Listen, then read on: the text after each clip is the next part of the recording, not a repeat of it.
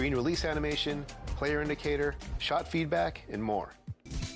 This year, we're giving you more customization over the risk versus reward of shot timing with a new controller setting called Shot Timing Profile. There's also one for layups.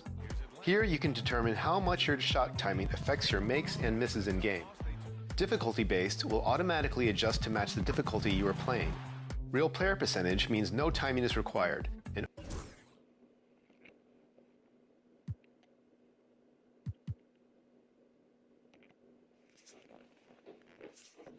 Hey, what's up, y'all? It's your boy Bathworld. You're watching 2K TV. Stay locked, baby.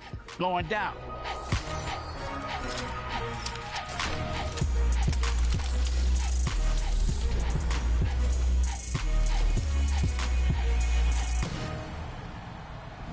Welcome back. This week on 2K TV, we're talking affiliations, my team takeovers, and Mike Wang is here to help with your shooting. First off, though, have you chosen your affiliation yet? I hope they have, because both sides will be going head-to-head all year long. And both Rise and Elite have a new look, rewards, and events. And our very own LD2K is back with Shakedown as affiliation leaders. We had such a blast filming all this again this year in 2K25. Here's a behind-the-scenes look at how it all played out.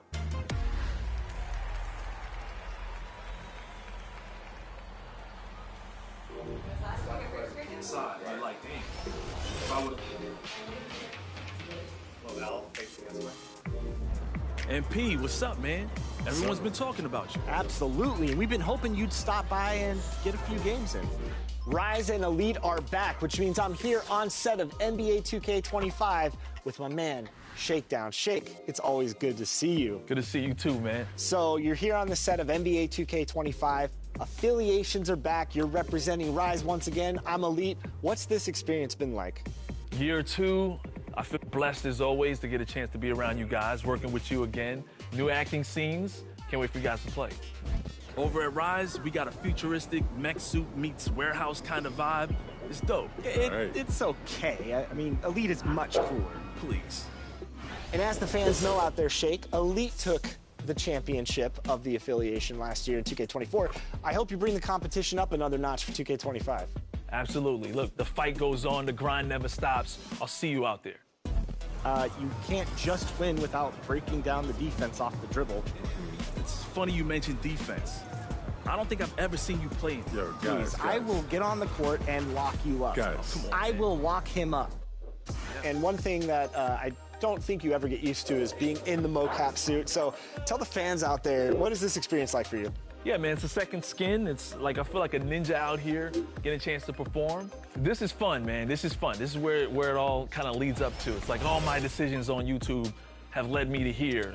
Now, I remember you were here at the first community day back in 2K12. I remember we linked up for that.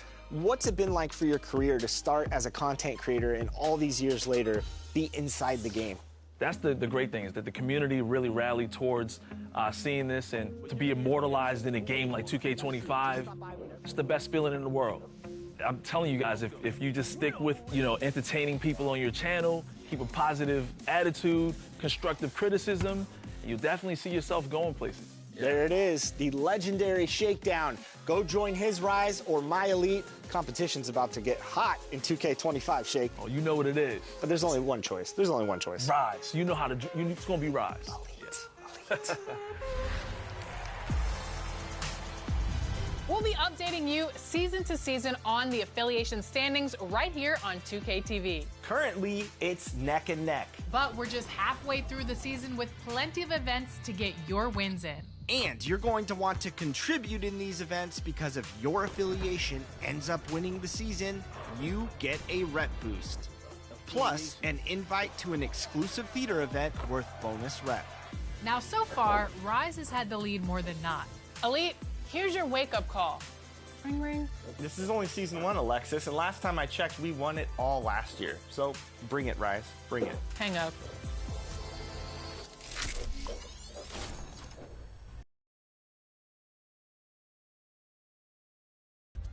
Welcome back to Expert Tips. I'm Mike Wang, Gameplay Director for NBA 2K, and there are a number of major improvements when it comes to shooting in NBA 2K25.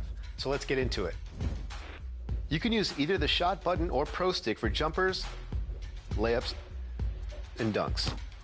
Generally, if you're new to 2K, I'd say start off with just using the button. But as you get better and want to expand your arsenal, there are a lot more tools at your disposal if you use the pro stick. When you start a shot, you'll see the new arrow shot meter animate on screen. For a perfect green release, you'll have to release your shot exactly when the small arrow reaches the large one. The best way to master shooting is just lots of reps. So jump into the all-new Learn 2K mode from the main menu and get up a ton of shots. You can also navigate to the new Customize HUD menu to personalize just about every on-screen element, including the shot meter, green release animation, player indicator, shot feedback, and more. This year, we're giving you more customization over the risk versus reward of shot timing with a new controller setting called Shot Timing Profile. There's also one for layups. Here, you can determine how much your shot timing affects your makes and misses in game. Difficulty-based will automatically adjust to match the difficulty you are playing. Real player percentage means no timing is required, and all jump shots are based on real player percentages. And new to 2K25 are 3 additional options: low risk reward, normal risk reward, and high risk reward. Low risk reward means jump shot timing only has a small impact on your shot chances, while coverage and player ratings are more important. Normal risk reward speaks for itself and is most similar to previous 2Ks.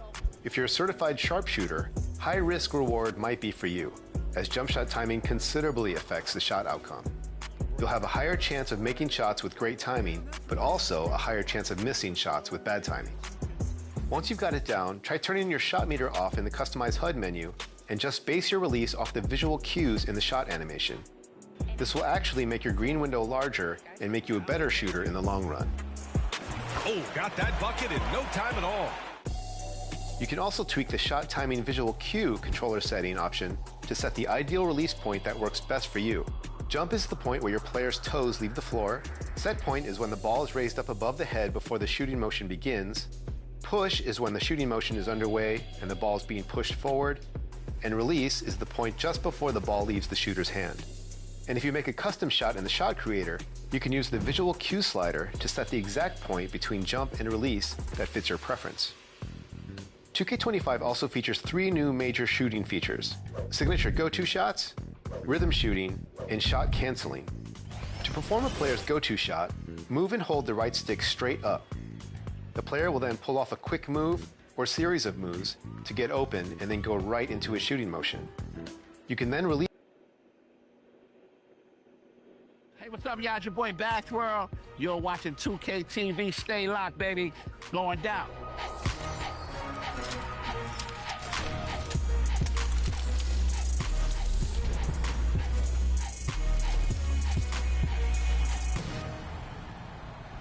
Welcome back. This week on 2K TV, we're talking affiliations, my team takeovers, and Mike Wang is here to help with your shooting. First off, though, have you chosen your affiliation yet? I hope they have, because both sides will be going head-to-head all year long. And both Rise and Elite have a new look, rewards, and events. And our very own LD2K is back with Shakedown as affiliation leaders. We had such a blast filming all this again this year in 2K25. Here's a behind-the-scenes look at how it all played out.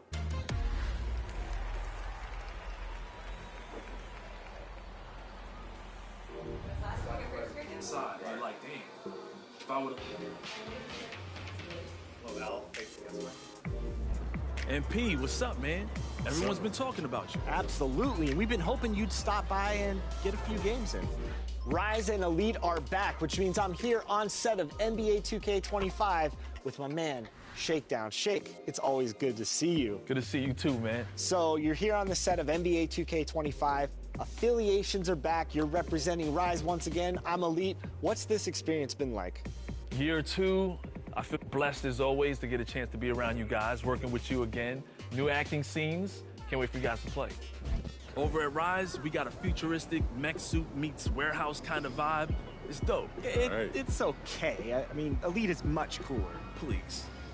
And as the fans know out there, Shake, Elite took the championship of the affiliation last year in 2K24. I hope you bring the competition up another notch for 2K25. Absolutely. Look, the fight goes on, the grind never stops. I'll see you out there. you can't just win without breaking down the defense off the dribble. It's funny you mentioned defense. I don't think I've ever seen you play. Please, I will get on the court and lock you up. I will lock him up.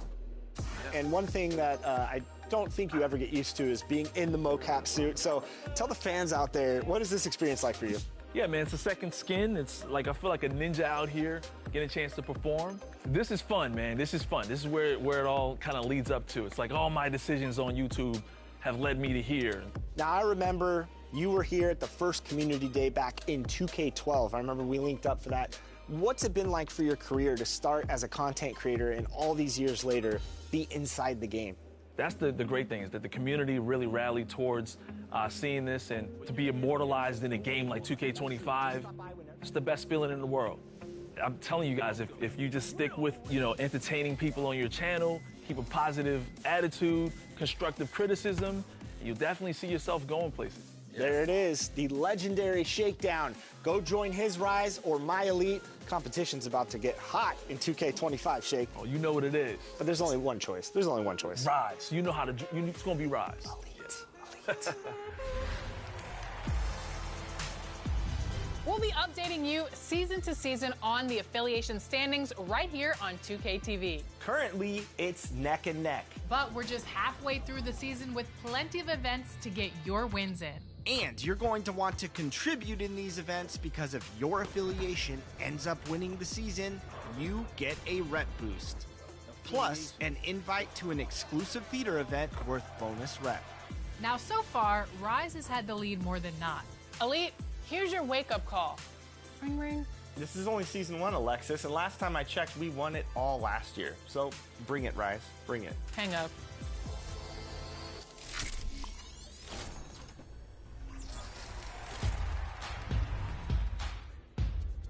Welcome back to Expert Tips. I'm Mike Wang, Gameplay Director for NBA 2K, and there are a number of major improvements when it comes to shooting in NBA 2K25. So let's get into it. You can use either the shot button or pro stick for jumpers, layups, and dunks. Generally, if you're new to 2K, I'd say start off with just using the button. But as you get better and want to expand your arsenal, there are a lot more tools at your disposal if you use the pro stick.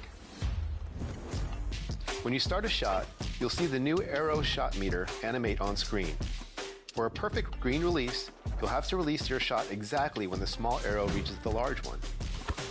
The best way to master shooting is just lots of reps. So jump into the all-new Learn 2K mode from the main menu and get up a ton of shots. This is Blake Suniga alongside Tim Swartz and Brian Banafitemi, and we're excited for some 2K hoops. We've got a chance now for our starting lineups. From point guard to center, this game should be a good one.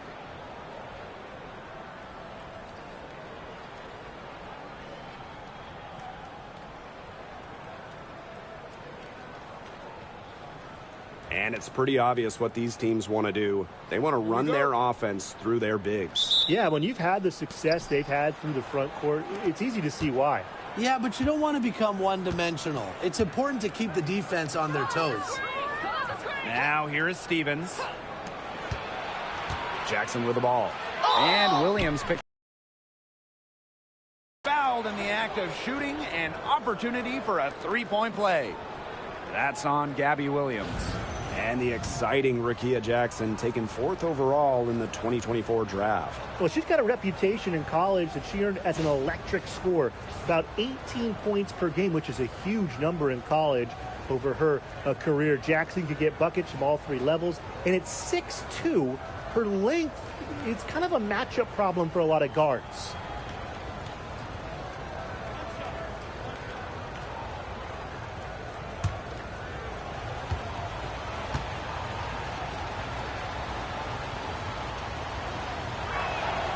Well, when you talk about the greatest organizations in this league, Seattle has a strong argument. Well, they've got 4 titles, which is tied for the most all time. And since their first title back in 2004, they've only missed the playoffs 3 times in 20 years. Here's Jackson. Got a piece of it. Seattle with the ball. It's a three-point game. Back to Lloyd. Picked by Ogwumike. For three. It's hauled in by the Sparks. They got lucky. They got lucky. And the defense has taken a big chance leaving her open behind the arc. And I'm not sure I'm okay with that game plan. Here's Talbot. Pass to Hamby. Clarendon. 6 to shoot.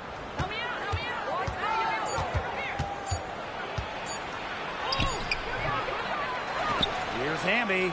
Over McMagor. Tries yet again. And it's laid in by Hamby. And that's Dearica Hamby's favorite place to operate. Just terrific inside. First minute and a half of basketball played here in this one.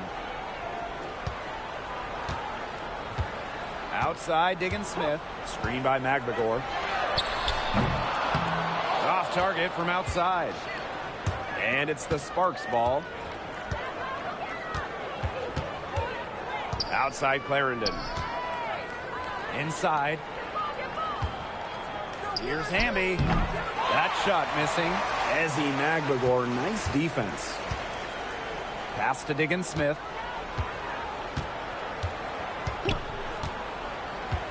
McMagor with the ball. There's Jewel Lloyd with the three. Sinks the triple. Well, Lloyd loves to punish teams from downtown. She'll take that shot whenever she can. Now Talbot. She tries for three. That's good, and it's Layshia Clarendon with the assist. How about that for a response? We'll give you a three, and then we'll take it right back. It's turning into a three-point contest. Now here's Diggins Smith. Ogwumike left side. Using the post moves to get the 2 points. Dominates the paint, game in and game out. Ogwumike is physical around the rim. Outside Clarendon.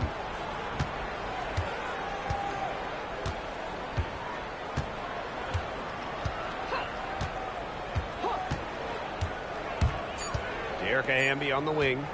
Puts one up from 19. No good.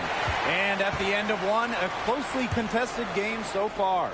Sparks ahead, leading by 3. And we'll be back with you shortly.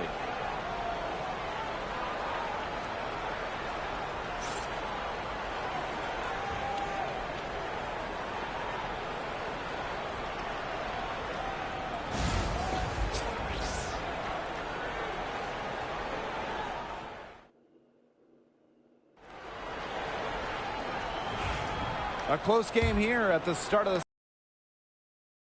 Let's quickly break down the game we've seen from the Sparks. Guys? A lot of shots in close from them early. Good sign. It's a lot easier to get buckets inside, and they've done that through one. Whitcomb misses. The Sparks with the lead. And Tim, you talk about never giving up. Sammy Whitcomb graduated college in 2010. Didn't make her W debut until 2017. That's perseverance. Yeah, a 28-year-old rookie. Sammy never gave up on that dream of playing in the league. In college, you think about, her three-point shooting was good. It was 33%. But in the W, that number is about 37, 38%. And that improvement is why she has a spot here in the league. Now here's McDonald. 5-point lead, the biggest of the game. Whitcomb grabs the miss. Those chances, usually they're 2 points for her. The D, I guess, did just enough to bother her. To the middle. Now here's Russell. She's tightly guarded. And it's Sims with the foul. That's her first foul.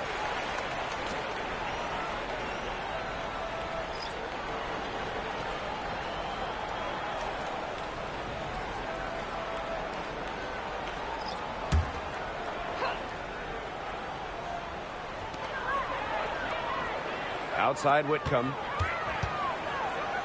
Ogwumike. Just 4 to shoot. Screen by McMagor. Fires for 3. The shot, no good. So it's the Sparks now. Pass to Sims.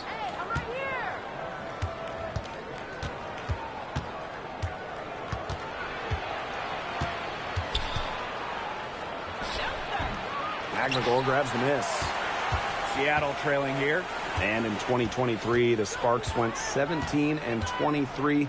They missed the playoffs by just one win. They were firmly in before they lost 5 of their last 7 games. So I think a stronger finish to the year is a point of emphasis for this staff. Here's Talbot. Pass to Hamby. Outside Sims. Shot clock at 6. Back to Hamby. Good D by Neko Gumake. You see defenders afraid to get in her way a lot of times when she's on her way to the bucket, but not that time. Diggins Smith with it. Shot to stop the drought.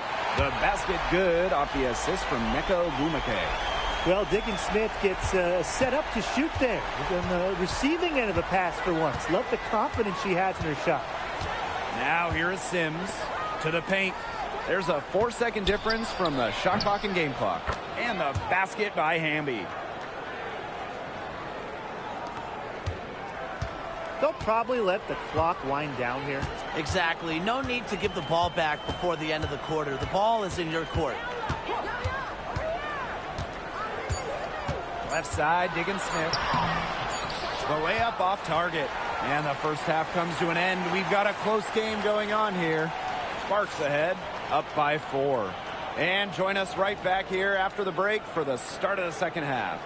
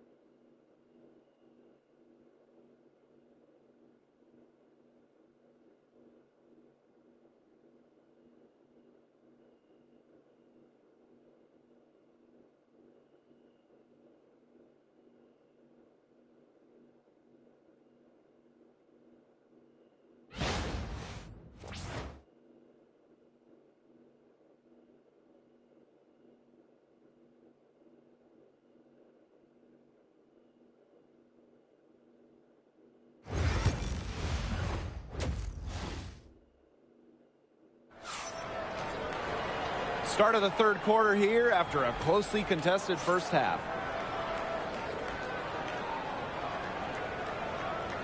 And as you watch the continued development of the WNBA, it feels like length matters a lot these days. Well, you're seeing teams putting a major emphasis on getting longer players. It really helps you on the defensive end.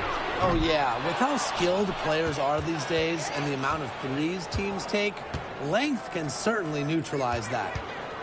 Now here's Clarendon. She's been patient so far. Nothing yet on the scoreboard. Stevens. Storm with the rebound. Outside Lloyd. Williams. Pass to Diggins Smith. The 3. Stevens grabs the board. And Brian, teams always benefit from having a reliable veteran around, and Azurá Stevens definitely fits that mold. Yeah, a seasoned player who has won a championship. Stevens knows what it takes to win at the highest level, and she can set the tone on the floor for her younger teammates. Now here is Agumake.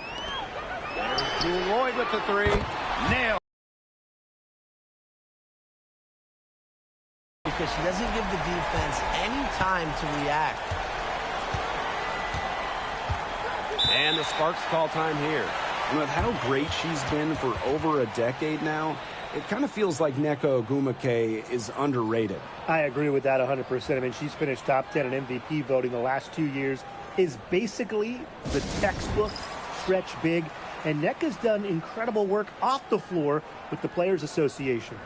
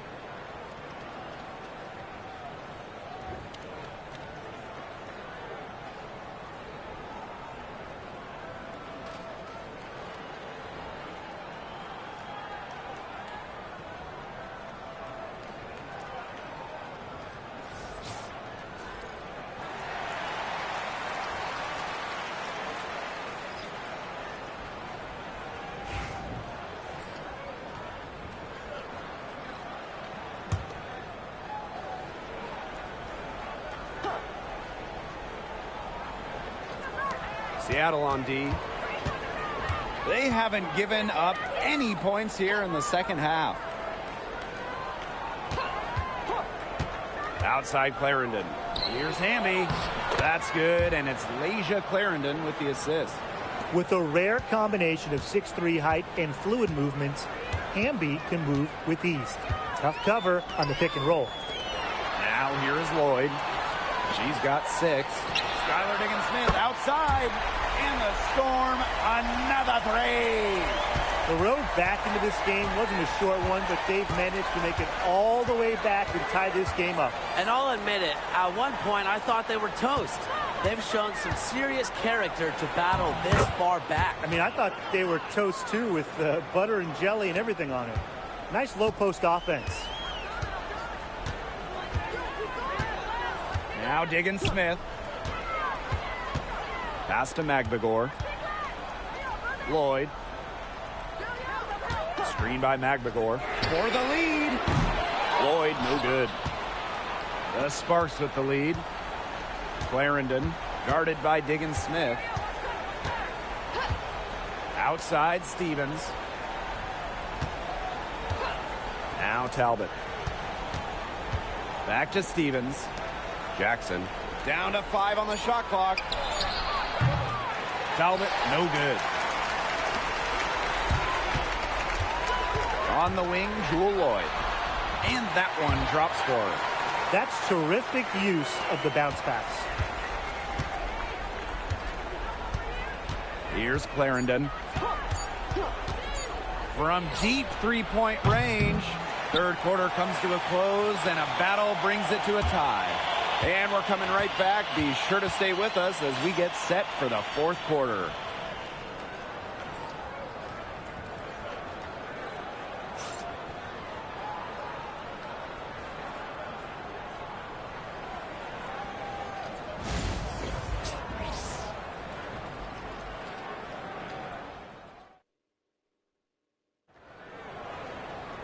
Thanks for joining us again as we get set for the fourth quarter. A terrific game so far.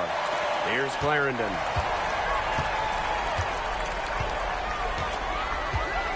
Jackson outside. To the inside. Here's Stevens. And she can't bank that one in. Now here's Agumake. Pass to Lloyd. To take the lead. That shot off. Clarendon, guarded by Diggins-Smith. Jackson outside.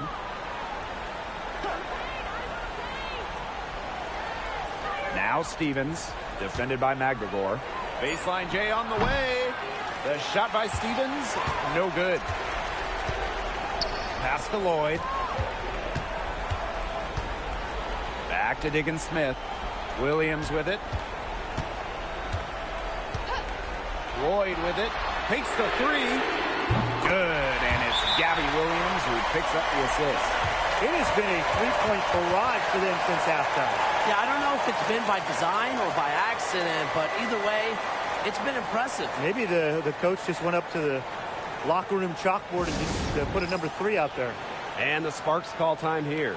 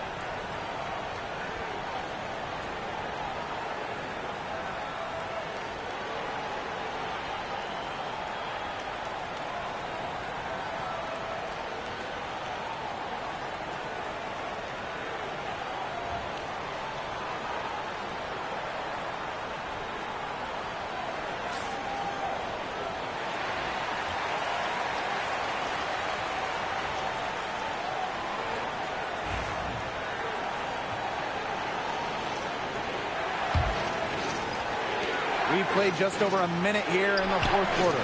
Good on the shot. They had the play ready to go. Well done on the inbound. Seattle in the lead. And here's Lloyd.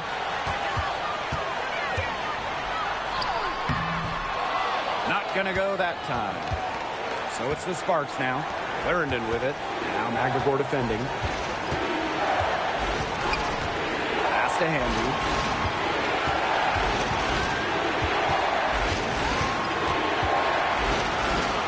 Jackson with the ball.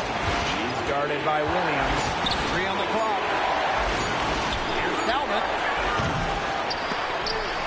And the 3 off target. Now here's Lloyd. She's guarded closely. Williams guarded by Jackson. Stevens grabs the board. Now Talbot. Pass to Hamby.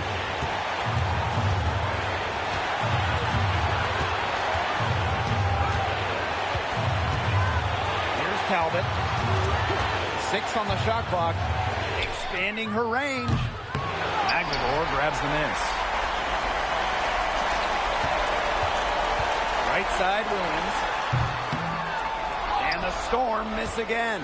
And shot clock and game clock separated by less than 6 seconds. Clarendon up top. She's covered by Ogumake. Down low. It's stolen by Magdeburg. And they commit the intentional foul, and we'll see another one of those so that they can get into the penalty. You know, they had to foul to stop that clock. That's really the enemy in this situation. Yeah, and who knows? A few misses at the stripe, and they're right there within range. And he knocked down a 3 or 2, who knows? And so they foul intentionally.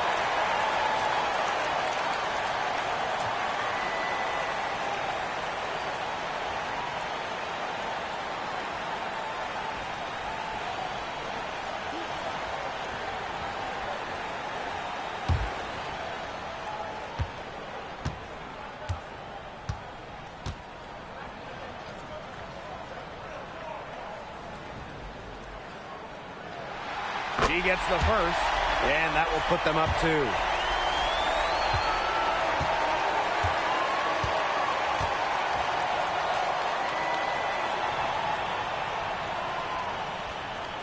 So she goes 2 for 2 at the line. And it's a 3-point game. Absolutely massive free throws. That'll force them into a 3-point attempt here. Timeout called the Sparks. They got 2 options. Take the 3 to tie it, or get a quick 2, then foul. And if it opens up for them inside, the quick 2 wouldn't be a bad call, but the foul has to come immediately after that. It has to come immediately. You cannot waste a second.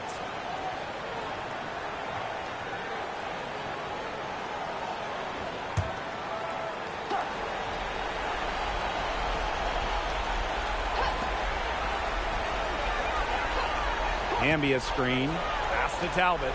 From downtown. Buries the triple. Wow. A tremendous 3 to tie it up. Now a timeout called by Seattle.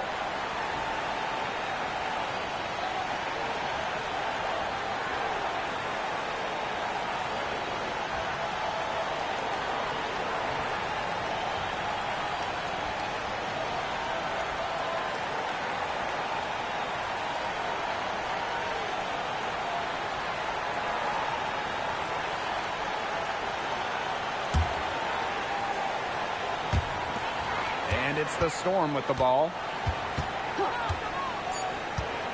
Outside, Diggins Smith. Oh, count it! Perfect screen there. Set her up with a terrific look. Yeah, but that's a bad job by the defender to not fight through that screen to contest. You want to see more effort there. The Sparks call timeout. They need a 3 here, and I mean very quick. It has to be a catch and shoot in one fluid motion. It's a very tough shot, but at least it's not impossible.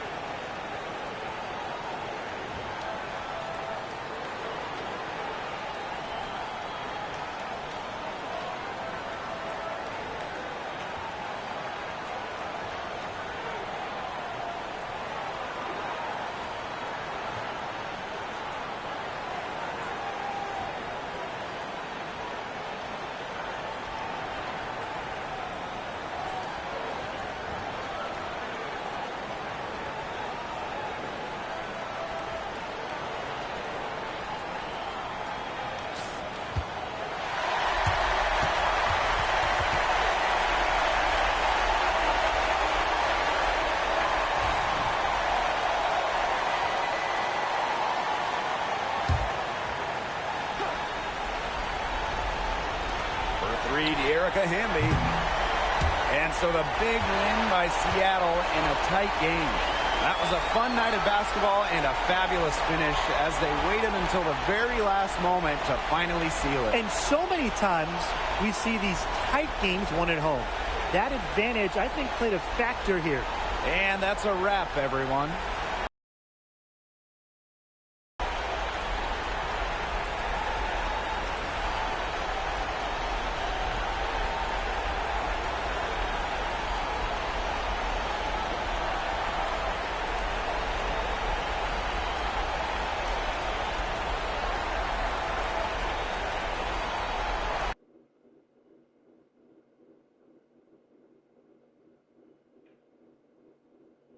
You can also navigate to the new Customize HUD menu to personalize just about every on-screen element, including the shot meter, green release animation, player indicator, shot feedback, and more. This year, we're giving you more customization over the risk versus reward of shot timing with a new controller setting called Shot Timing Profile. There's also one for layups. Here, you can determine how much your shot timing affects your makes and misses in game. Difficulty-based will automatically adjust to match the difficulty you are playing.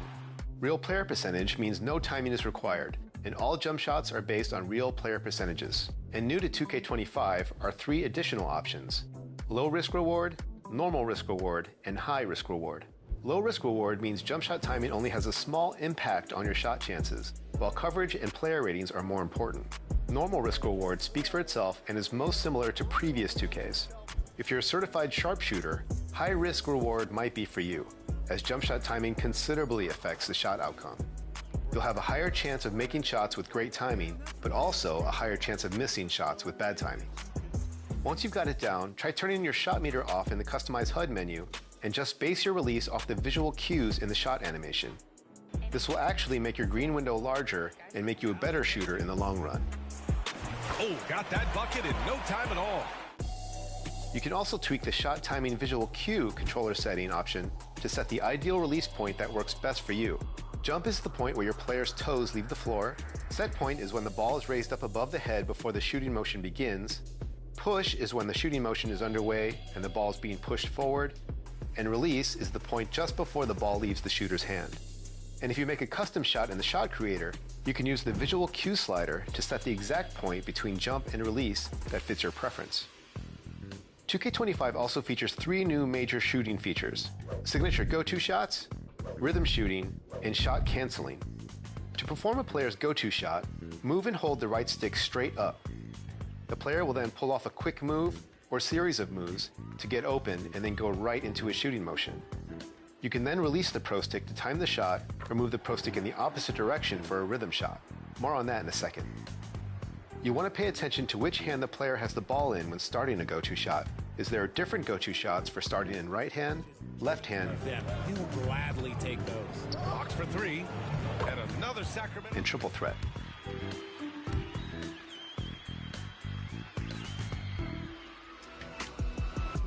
The second big shooting addition in 2K25 is one of my favorites: rhythm shooting.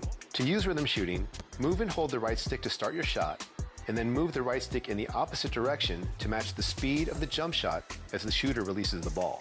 The goal is to start moving the right stick exactly when the player hits his set point and finish the movement just a moment before the ball leaves the shooter's hand. It takes some getting used to, but once you get a feel for it, it's really hard to go back to simple traditional button shooting. And if you can master rhythm shooting, you'll definitely see your shooting percentages rise a good amount. The third new feature is shot canceling. This year you can break out of any hop shot, step back jumper, or go-to shot by simply releasing the pro stick or by chaining into another dribble move or drive. It gives you so much freedom to read the defense and attack in different ways on the fly, as you're never locked into an animation. I'm excited to see all the ways high-level shot creators and dribble heads are going to break down the defense with this new feature. One last tip for jumpers: make sure to explore the different shot animations available in the animation store to find the shot you're most comfortable with. And make sure you pay attention to the shot attribute grades. Obviously, the more A's and A+ you can get, the better. Higher release height will help you shoot over defenders. Higher release speed will let you get shots off before the defense can even get there. Higher defensive immunity will reduce the effect that shot contests have against you, and higher timing stability will reduce the timing variability your shot will have based on fatigue and defensive pressure. That's about it for the basics of shooting. I'll see you next time for more expert tips.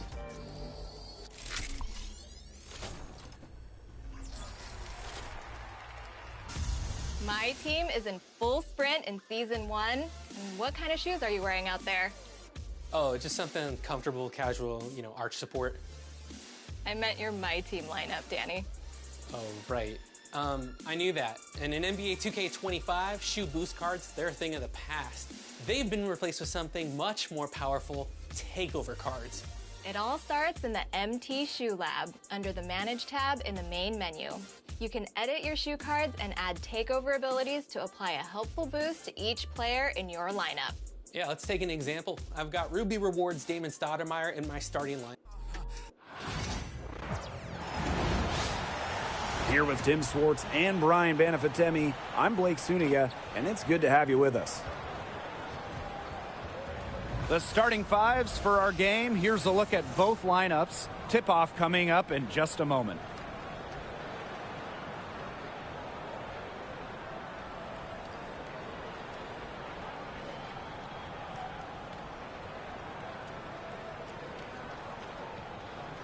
And guys, you have to admire the way these two teams play. They're all about ball movement. I mean, you look at the stat sheet, look at the assist numbers these teams put up.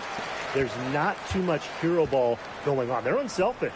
Yeah, both sides are focused on working the ball around and generating the best shot possible. It's fun to watch. Here's Thomas. Nice D from Napheesa Collier.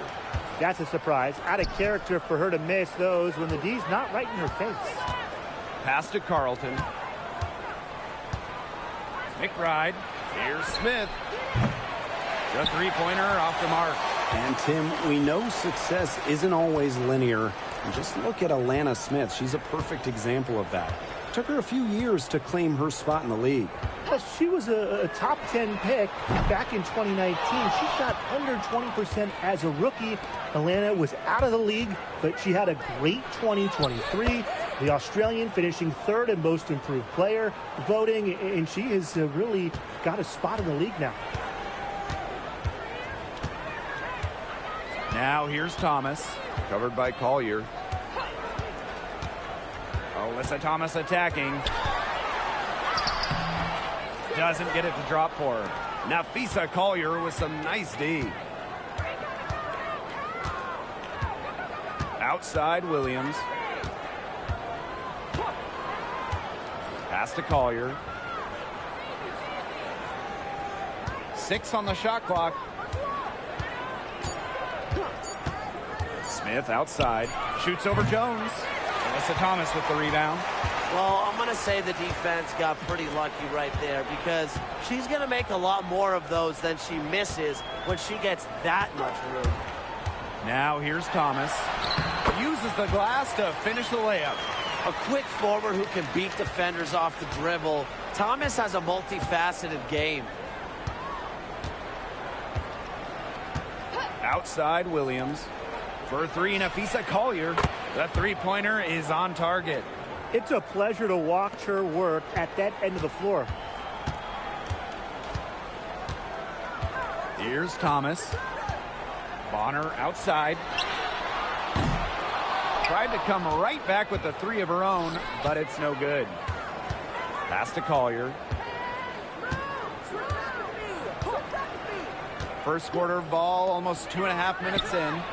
No coverage that time. You know, there are certain players who shoot much better off a pass. Williams is one of them. Allows her to set her feet. Now here's Thomas, covered by Collier. Bonner outside. The pick by Jones. From past the arc. No good on that shot. Collier outside. Shoots over Bonner. And that does it for the first quarter. Lynx ahead, up by 6. Stay with us as we get set to bring you quarter number 2 after this.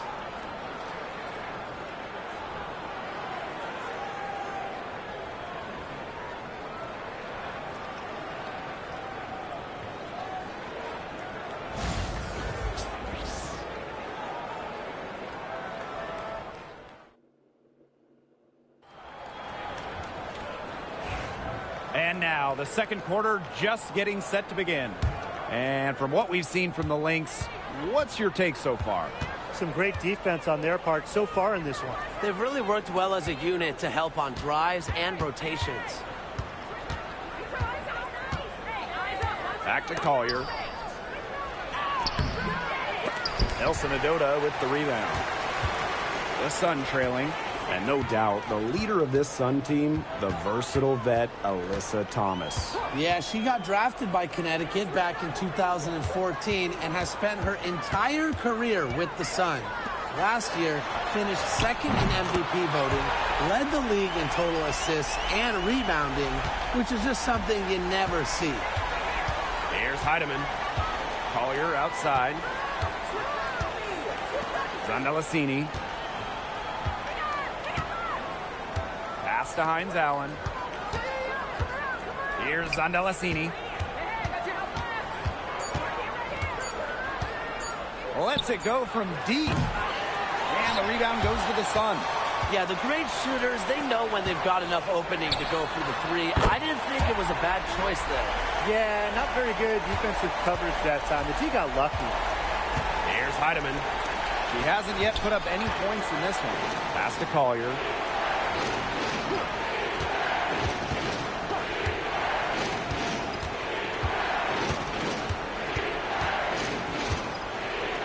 Right at the free throw line. No good off front iron. Anybody want to bet that she won't miss that shot the next time she takes it? And when it comes to defensive prowess, there's not too many players that can impact a game like Napheesa Collier. It gets overlooked sometimes because of her offense, but Napheesa is outstanding on defense. She's the kind of player that opposing coaches have to game plan for at both ends. It's Burton. Heidemann grabs the miss. Collier left side. And she was fouled on the way up. 2 free throws for her. Tiffany Mitchell picks one up.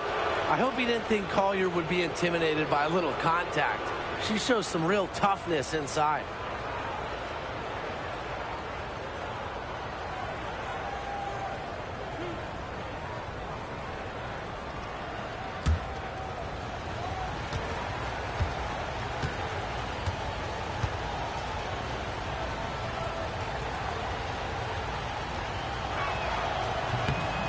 And the first one drops.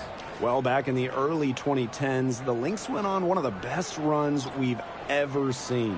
And forget, WNBA. We're talking one of the best runs in American pro sports history. From 2011 to 2017, 4 titles, 6 final appearances, sustained excellence we haven't seen since.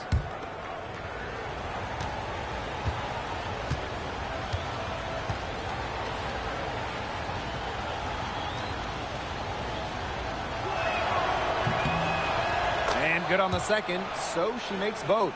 One thing about Napheesa Collier, she's great at many things. She's not a specialist. She's well-rounded. Well, how about this? She's been top 10 in the league in scoring, rebounding, steals, blocks. That's 4 of the 5 major food groups. She gives you everything at a high level. Now here's Collier. She's got 7. Shoots over Harris. And again, no good by Minnesota.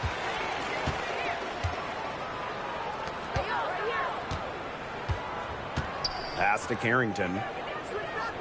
Mabry with it. And here's Bonner. Here's the 3. They get it back. There's the triple. And that one's good. Marina Mabry for 3. Yet another 3 for her. She's really been draining them here in the second. And the first half comes to a conclusion in a game that has been very close so far. Sun ahead, up by 3. And we will see you back here after the break for third quarter basketball in just a bit.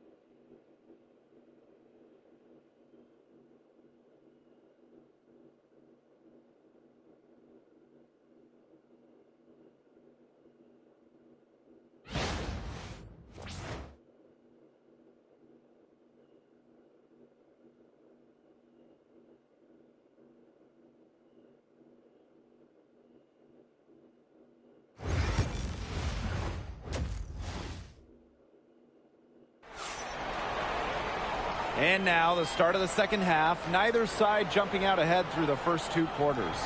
And one of the stories here has to be Mabrey getting it done today. Her play in the first half was very disciplined, very efficient. Her shot selection was consistently excellent. That's right. And whether it's been from mid-range or in tight, she's taking only what the defense is giving her and not trying to do too much. And it's been a back-and-forth game with no ground given through the first half. Third quarter getting started here. And over the course of the last few seasons, the Connecticut Sun have been consistent winners. They've made it past the first round in 7 consecutive seasons. What's the big key? Alyssa Thomas, of course. She's been on all of those teams. Now here's Thomas. To the wing, right side. Shoots. Sun keep it alive. Yeah, she'll be disappointed with herself. That's one she expects to make. Here's McBride. It's stolen by Carrington. Bonner outside. Carrington. Pass to Harris. Three-pointer. And the 3 ball is good. Well, guards like Harris need to be able to stretch the floor. And there, she does. Collier outside. Shoots the 3. It's good. The assist that time from Courtney Williams. How about that? Responding to the three-pointer against them with a quick one of their own. Yeah, terrific little back and forth right there, Tim. It's been a lot of fun to watch. Now here's Harris. Thomas outside. Here's Bonner. Rebound by the Lynx. Well, when you talk about Courtney Williams, her versatility is what stands out the most. Yeah, she doesn't dominate any individual statistic per se, but she does well in pretty much every category, which is what makes her such a valuable part of this team. Now here's Collier. 13 points in this game. Shoots over Thomas. Another one falls for Minnesota. Well, it's a player who does use the mid-range. It's part of what makes Collier difficult to defend. She can score from everywhere on the offensive end. Timeout called the Sun.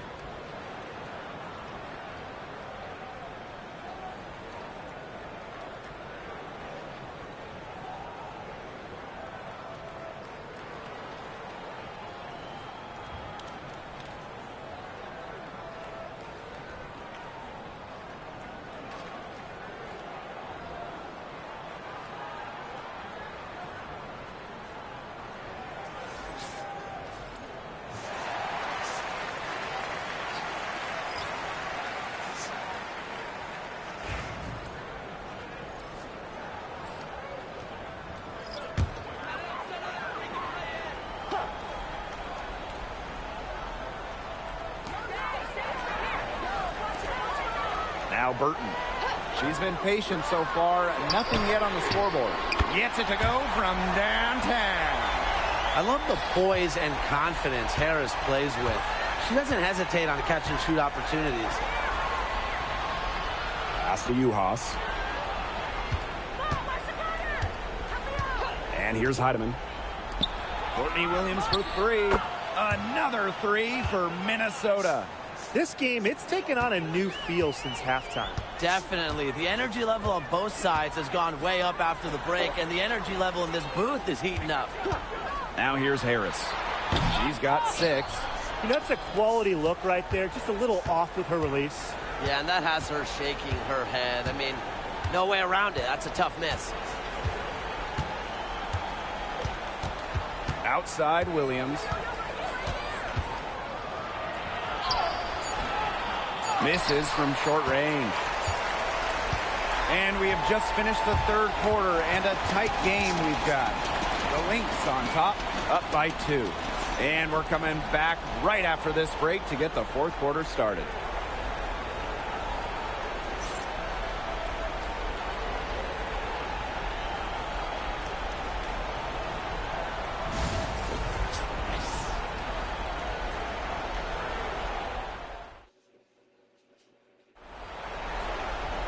We've got a great game on our hands as we welcome you back. Fourth quarter action getting started.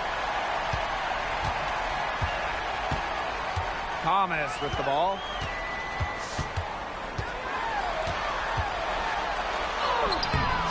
Nafisa Collier with some nice D. The Lynx leading. Williams inside, covered by Harris.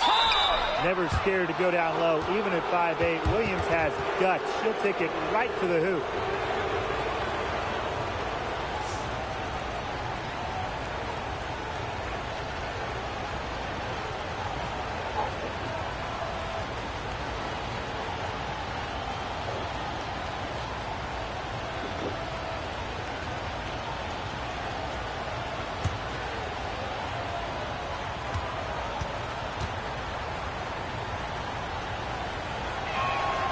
And she makes the first.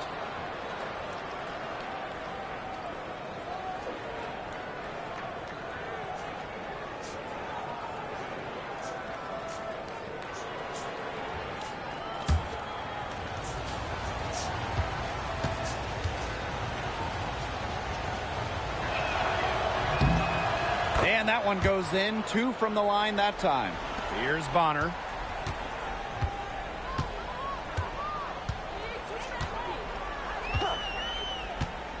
Pass to Harris.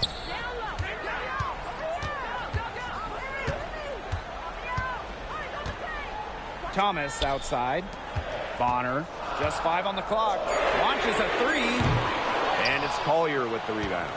Closing down on leads is done by making smart plays on offense and taking care of the rock. It's not done by hoisting up bonehead threes like that one. And she makes that one. We've played just over a minute here in the fourth quarter. Now here's Thomas. Good work there as it goes. Keeps defenders uncomfortable, and I think it's because of Thomas's ability to play assertive but composed around the rim. Time called here. The Lynx decide to talk it over.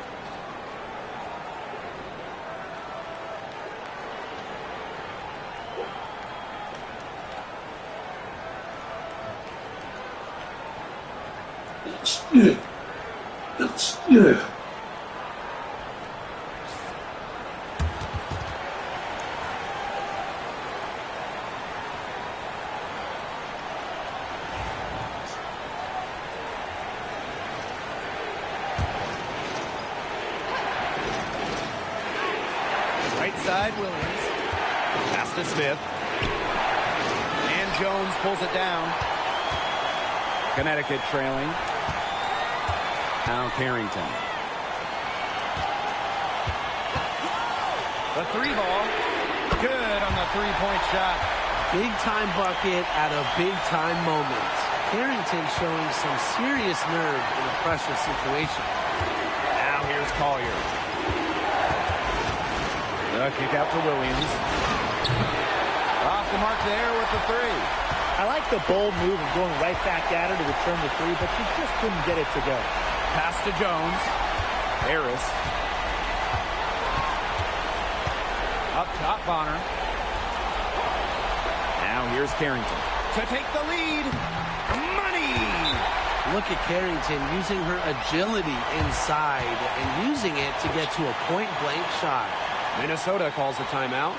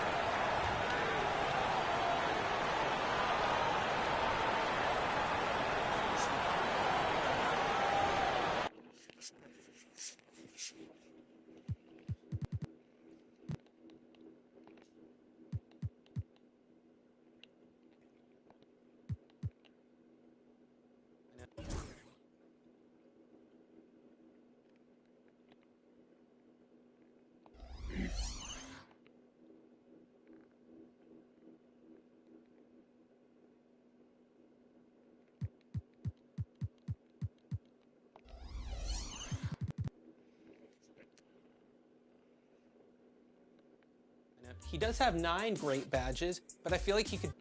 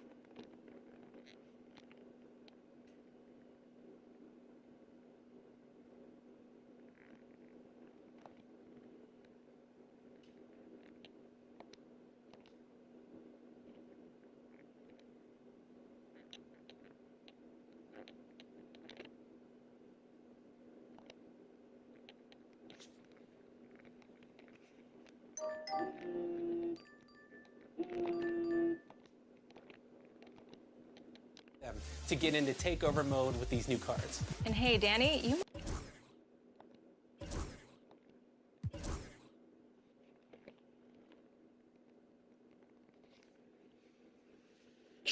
Yeah.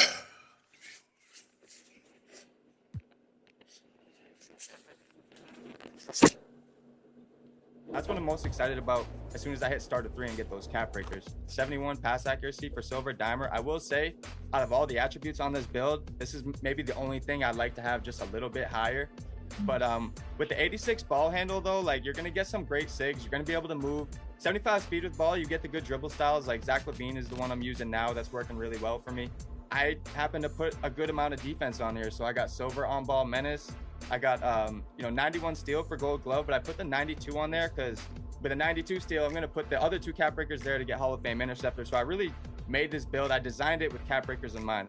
I never like to slack on the physicals. So 85 speed, 80 agility, even have some strength on the sharpshooter build. So, it's very well-rounded overall. And honestly, this is definitely my favorite build so far. Now, you mentioned something about cap breakers. Talk about the importance of what cap breakers are and how to keep those in mind when maybe making a new build once you hit Rebirth, for example? Yeah, so Cap Breakers this year is going to be a real game changer for a lot of builds if you make them with Cap Breakers in mind. So just as an example here, right? I have 5 Cap Breakers, right? I'm at a 93 mid-range. Do you see how much the overall goes up when I just put 5 more into my mid-range, and the 3-point goes up with it? Like, that's, you see, that's 9 overall points right there, right? But instead, I'll go down to a 93. I'll get my Hall of Fame set shot specialist. I get my gold Deadeye. If I plan for those Cap Breakers, like, that's 9 overall points that I'm saving.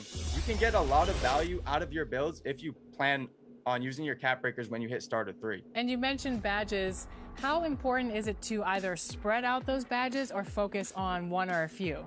I actually made a very well-rounded build here. Let me bring this one up. Okay. He's prepared for everything. Yeah, so with this year in 2K25, it's going to be tough to get a lot of Hall of Fame and Legend badges on your build at one time. So that's why I say, like, target maybe a Hall of Fame badge or a gold badge that you want to use your max +1 on. As you can see, almost everything's 85, speed, agility, strength. But I don't have many Hall of Fame badges. I got a few golds in there, but I don't have many Hall of Fames. I don't have any legends. That's why these max +1s and the badge elevators and everything that you get this year with the new badge perks are so important, because you can make a build with lower attributes and still get those high-end badge levels. And of course, as fans progress in the season pass at level 40, you can get badge elevators. How important are those to making a build? So badge elevators are almost like your floor setters from last year, and typically you want to put them on like your best badges first, I think. That way you can get out there and have some fun with the best badge levels possible right off the rip. And in NBA 2K25, new this year, when you rebirth, you will actually rebirth at the same overall as your highest build. So when should a player rebirth a build? What level do you think is appropriate for that? You know, I don't like grinding from 90 overall, so I think that's an exceptional feature that they added this year. I'm very happy they did that, and I've been grinding my build out. I got into a 95 right now, and I think honestly a 95 is a good bet to rebirth your next player, because you can almost get everything on that build. You can progress everything almost to its max level. Do you have any general tips for people who are making builds in the My Player Builder? Yeah, so I think if you're a new player, you probably want to try like small forward or power forward position. It's a little low pressure, but you're still asked to do a good amount for the team, like rebound. You're going to be asked to box out, hit your open shots, play some good defense. And it's a little low pressure as opposed to a point guard or center. Chris wants me to be a center for our Team 2K TV, but you're saying that I should be a small forward or... Bigs are generally a little bit easier to play. I would say power forward maybe for you. I think that's a good bet. I could see you running as a defending power forward. Defensive slot. Plus, as you probably know, Spill, all the point guards get yelled at by their teammates. You've done it. Don't lie to yourself. It gets bad out there sometimes. I get frustrated, but hey, that's how the game goes. You take the good with the bad, but... Last thing for you, rhythm shooting or button shooting? I like rhythm shooting. I'm a rhythm shooting guy. I've been converted. I use both, though. I think tight windows, you shoot with the button, open shots, shoot with rhythm shooting, and you'll be good. You might see your percentages skyrocket. Those tips were awesome. It was really cool to see your builds. I hope everyone out there was listening and learning just like we were. Thank you so much, Spill, for coming on 2K TV with us today. We hope that you are enjoying 2K25, and we can't wait to see you out there. I'm loving it. Thank you guys so much for having me. Peace. And for more on Rebirth, check out this fast break. The perfect build for NBA 2K25 can be an adventure, and you might change your mind about what you want once you're on the court. Luckily, the Rebirth Quest gives you the chance to jumpstart new builds. Go find Ronnie 2K in the city, and the quest will be automatically completed when you reach a 90 overall rating. All new builds from that point have the option to start at 90 overall or higher as you reach those levels. And with that new build, all of your badges will start off at silver, giving you an edge in testing out the perfect player going forward. Need more defense? Not fast enough? Rebirth is an awesome way to make minor tweaks to a build you do like, or go a completely different direction and make a completely new player. Find what works for you and become a more effective player quicker than ever. Enjoy that builder, go out there, get reborn, and find that unstoppable build in NBA 2K25.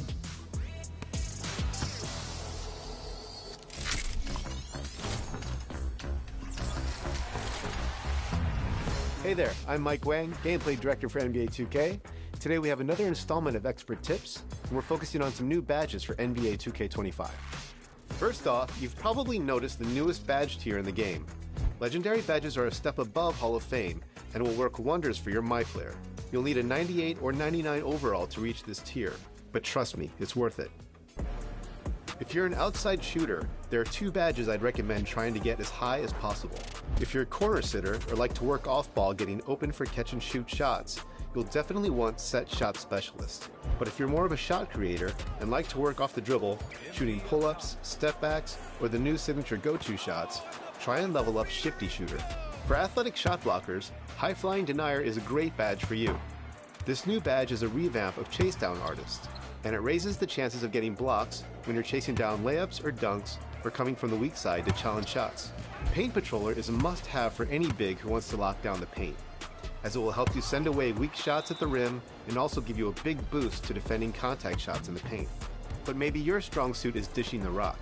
If that's the case, Versatile Visionary is calling your name.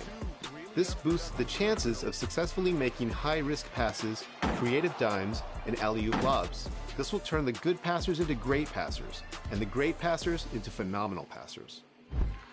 What about the players that want to bring Kyrie Irving to my career? Well, you can bring flashes of him with the new Layup Mixmaster badge. This will allow you to make advanced layups at a high rate. Think of it as 2K24's Acrobat, Scooper, Bunny, Spin Cycle, and Two-Step badges all rolled up into one. With so many new badges in NBA 2K25, it's important to find the ones that contribute most to your style of play. So get out there and get some wins.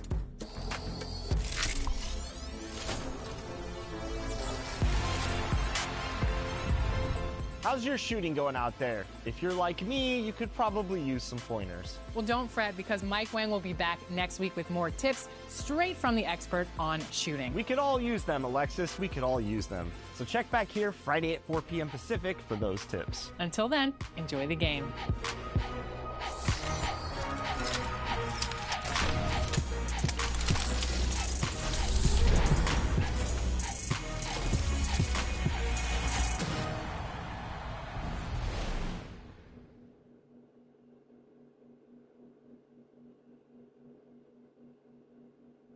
As well. You mean for my lineup, right? Until next time, grab those takeover cards for your shoes and be the best in my team.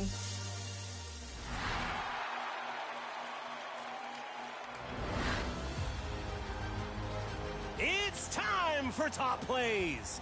I'm Scott Moak, your public address announcer for the Sacramento Kings. Let's get started.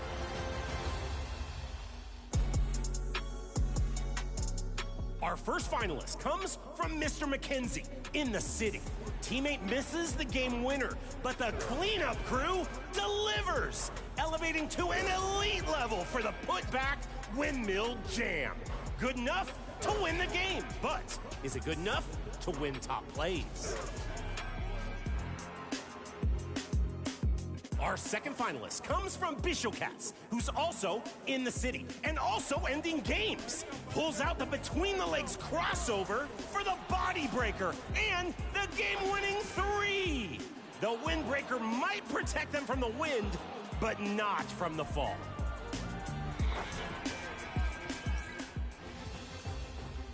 Which game winner is your favorite? Vote now for your 2KTV Top Play of the Week. And make sure you send us your own highlights on social media with the hashtag 2KTVWOW for a chance to be featured in a future episode. I'm out of breath. I gotta go.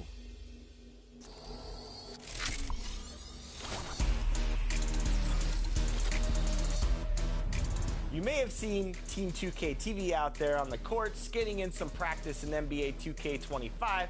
And you know what? I think we're ready for some competition. Well, we'll see next week. We're putting 2 members of 2K TV into the proving ground. Nothing easy, Alexis. Throw them out there in some ranked gameplay with the best of the best. Until then, enjoy the game.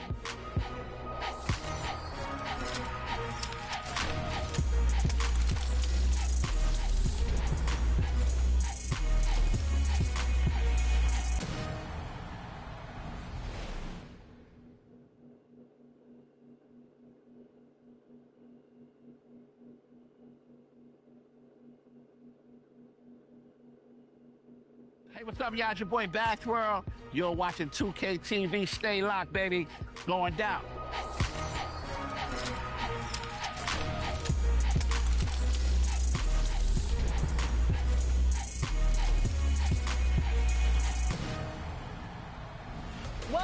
this week on 2K TV, we're talking affiliations, My Team takeovers, and Mike Wang is here to help with your shooting. First off, though, have you chosen your affiliation yet? I hope they have, because both sides will be going head-to-head all year long. And both Rise and Elite have a new look, rewards, and events. And our very own LD2K is back with Shakedown as affiliation leaders. We had such a blast filming all this again this year in 2K25. Here's a behind-the-scenes look at how it all played out.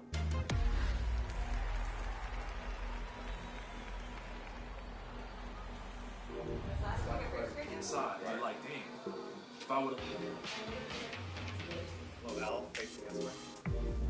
And P, what's up, man? Everyone's been talking about you. Absolutely, and we've been hoping you'd stop by and get a few games in. Rise and Elite are back, which means I'm here on set of NBA 2K25 with my man, Shakedown. Shake, it's always good to see you. Good to see you too, man. So you're here on the set of NBA 2K25. Affiliations are back. You're representing Rise once again. I'm Elite. What's this experience been like?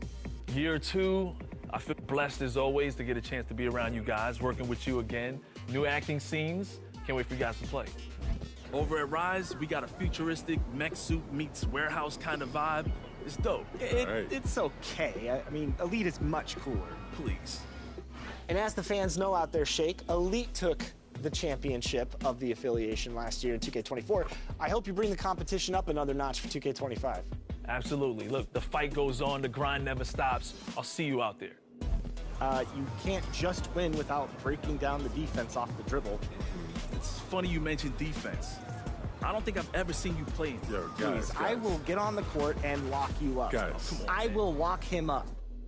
And one thing that I don't think you ever get used to is being in the mocap suit. So tell the fans out there, what is this experience like for you? Yeah, man, it's a second skin. It's like I feel like a ninja out here getting a chance to perform. This is fun, man. This is fun. This is where it all kind of leads up.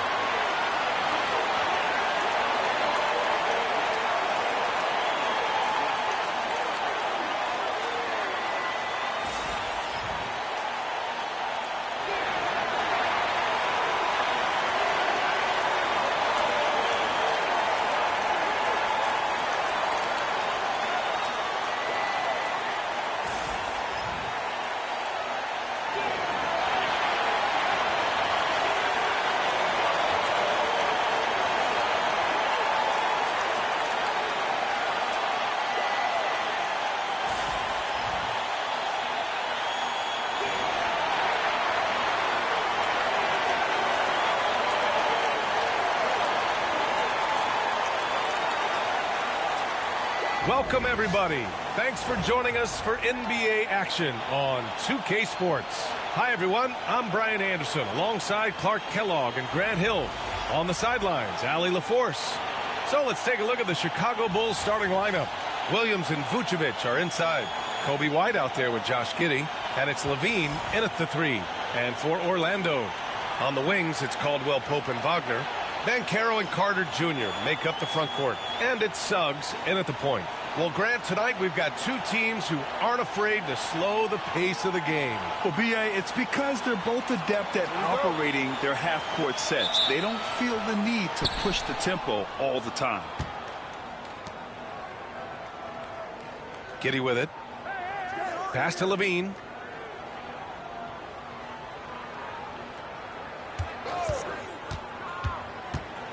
Here's the floater. Here's Vucevic. And he got the whistle on the way up. So he'll be headed to the line for a pair. Well, after a decade of uncertainty, Magic fans now have a lot to cheer about. This is the most optimism they've had around the team since the Dwight Howard era. And it centers around their young star, Paolo Banchero. He is going to be a force for a very long time.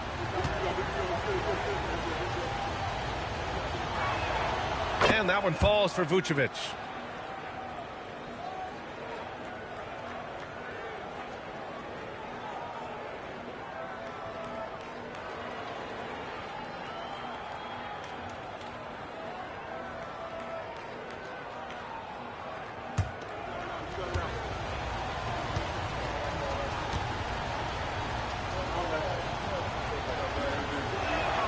Both good from the line that time. Making it look effortless. Send this guy to the stripe. He's going to cash in more than not. Pass to Banchero. Picked by Carter. Launches a 3. Chicago with a rebound. And keeping us updated from the sideline, Allie LaForce. Jamal Mosley gave me a few minutes to catch up with him. He's been working with his assistant coaches, trying to devise a way to contain Zach LaVine. His ability to play well above the rim, coupled with the deep range, makes him a unique challenge to defend. They're going to try to keep him off balance by showing him different looks. Brian? And Allie, thank you for that. Shot clock at 5. Suggs outside. Takes the 3. Oh, can't get it. Misses his first attempt. And he almost made them regret defending him so loosely. With the floater. The rebound by Carter. Orlando has gone 0 for 2 from outside. Pass to Suggs. Here's Banchero. Carter, a screen on Williams. The 3 from Banchero. No good that time. And so it's White with it. He brings it up for Chicago. Now Levine. Just over a minute and a half played here in this one. Ooh, Levine with another miss. The Magic have gone 0 for 3 from the floor to begin this one. Now here's Banchero. From the arc. Drops in the 3. You know, I know some would like to see Banchero increase his shooting range, especially since he doesn't have a solid shot from behind the arc. Pass to Williams. Tipped away. Vucevic with it. This one for 3. It's rebounded by Banchero. There's 45 seconds left now in the first quarter. Caldwell Pope, the pass to Suggs. Fires the 3. Unable to get that one. Now Giddey. And it's Giddey missing. And here's Caldwell Pope. And Banchero with it. Giddey defends. Puts it up from 12. No good on the shot. And still a close game as the first quarter comes to a close. Orlando ahead. They're up by 1. And back in a moment as we'll get underway with quarter number 2.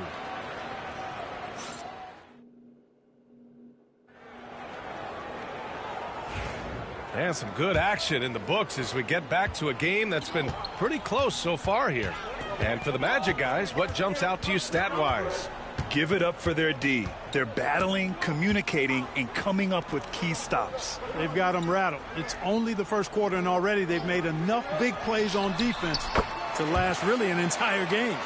Wagner and Isaac, the duo at forward. Gary Harris out there with Cole Anthony. And it's Wagner in at the pivot spot, manning the middle. That's the group starting the second quarter for the Magic. Here's Buzelis.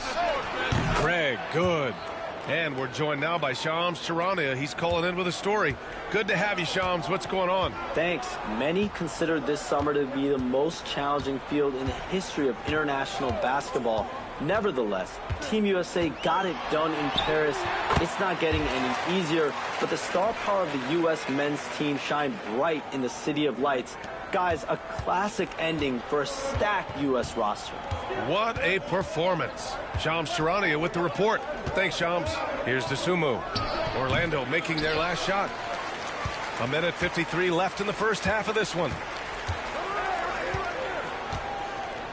Here's Anthony. Yet to see a basket.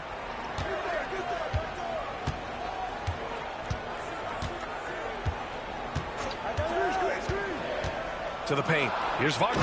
Oh, a great 1-2 punch. Beautiful pass and a nasty jam. More than capable of running point. Anthony, a gifted passer, really has good vision. And we'll have a timeout called by Billy Donovan. He's going to talk it over with his guys.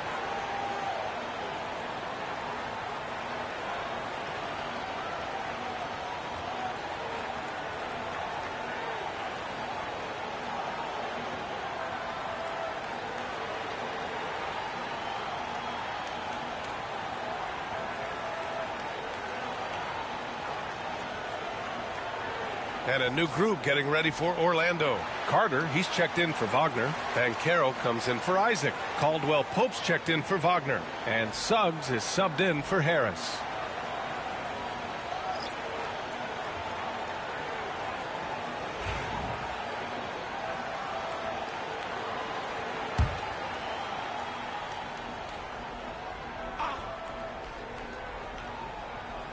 Second quarter, a little over a minute and a half in. I see him. Outside Giddey for three. And once again, off the mark by Chicago. And, you know, even though that shot didn't go down, I like how they got him a wide open look in space there. Bulls trail by 4. Levine passes to Ball. Back to Levine.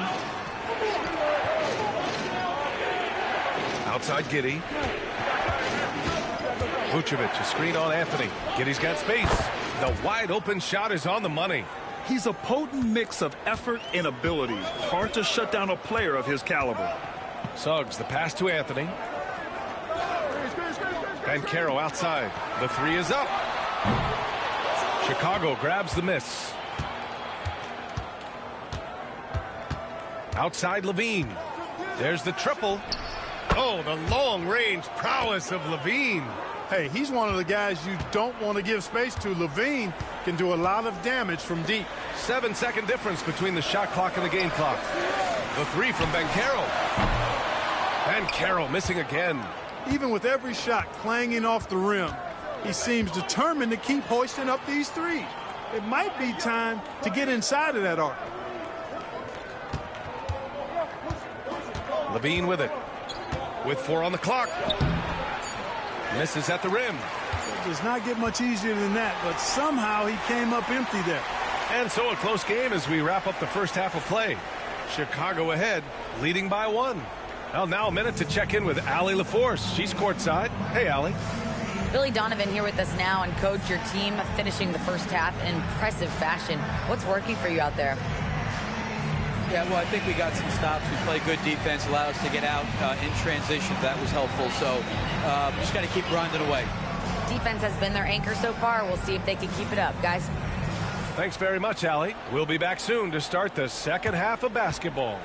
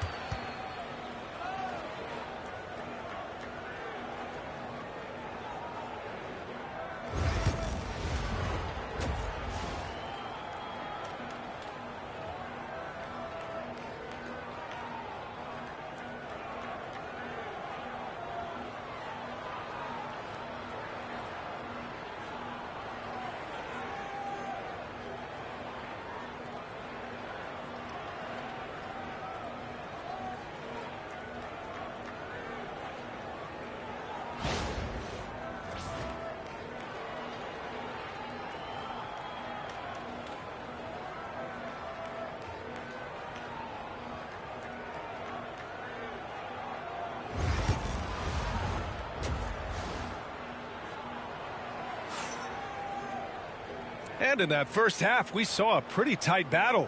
We'll soon find out what sort of adjustments were discussed during halftime. On the court for Chicago, Levine and Williams are the two forwards. Kobe White out there with Josh Giddey, and it's Vucevic in at the center position. Wagner for three. Williams grabs the board. Chicago leading. Grant, you look at the development path of Franz Wagner. Not surprising he had an easier transition to the NBA. Well, think about this, B.A. I mean, he played against men very early in Germany, splitting time in Euroball, and at Michigan let him really develop in multiple ways. So he's seen it all and is still so young. Orlando with the ball. Chicago making their last shot. Offensive board. And it's Wagner missing. Bulls leading by 3. White for 3. And the three-pointer goes. White's gotten himself going with a triple, his first basket of the game. Boy, they need something to go to regain some confidence. No question. Way too many empty possessions for them. A chance here to catch up with Allie from the sideline. Well, Paolo Banchero grew up in Seattle playing pros every summer, and that gave him a huge leg up in the NBA. He said, quote, "They'd always tell me it's not as hard as you think. You just have to be focused and locked in." That's what led to me having that demeanor. Brian? The 2023 Rookie of the Year, Allie. He hit the ground running. And we'll have a timeout called by Billy Donovan. A moment to rest and confer on the game plan.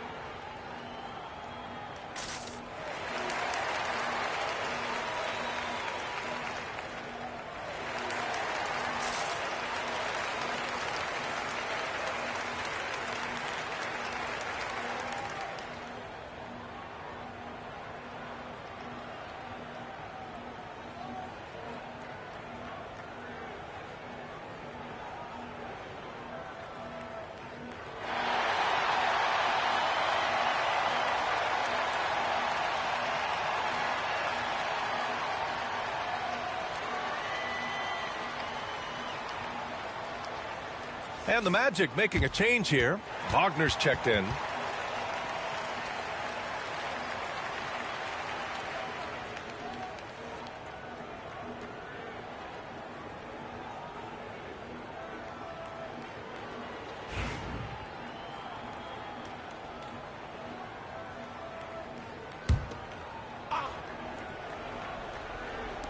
A little over a minute gone here in the second half. Giddey That's in there. Vucevic with the assist. And the Bulls lead by 8. Love the energy here in the third. Trying to take control now of this contest. And I really think this is the time to do it because this is a real important juncture in the ball game right here. Now here's Wagner. Back to Wagner to halt the run. Again, Wagner missing. Well, the last time the Bulls won a playoff series was back in 2015, Grant. That was back when Butler and Rose were their leading scorers. And it just shows you just how long it's been. But they've been stuck in mediocrity ever since. And right now, they are desperate for a breakthrough season. Clock at 4.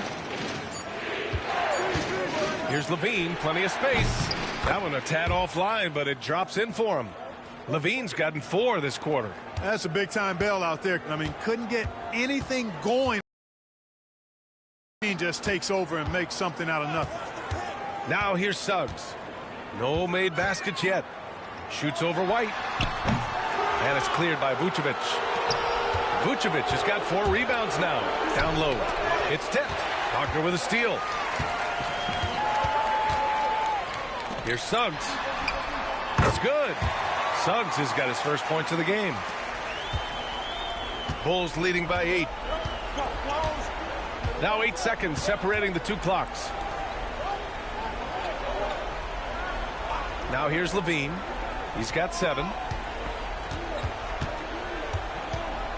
Outside Giddey. Just 5 on the clock. The Bulls need to get off a shot. Here's White. Orlando grabs the miss. Outside, Caldwell Pope over Giddey. Oh, it would have counted had it fallen, but it is offline.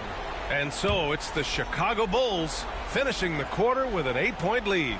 Their defensive efforts have paid off, effectively shutting down the opposing offense. Time for a quick break, then back to the action.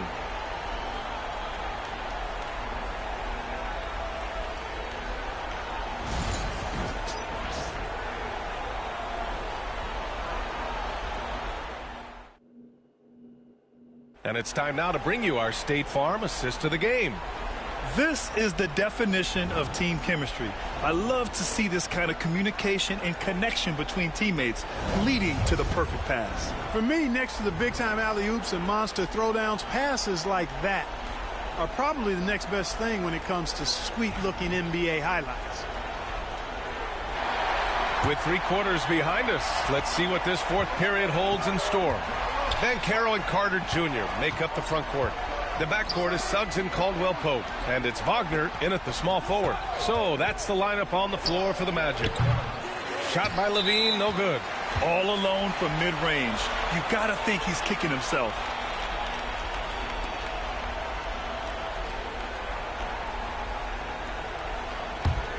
Magic trail by 8. Now Banchero. Oh, and he got fouled on his way up. He'll head to the line to shoot 2. It's going to belong to Nikola Vucevic. For a young player, Banchero has tremendous footwork in the post. He stays in balance and puts defenders in awkward spots.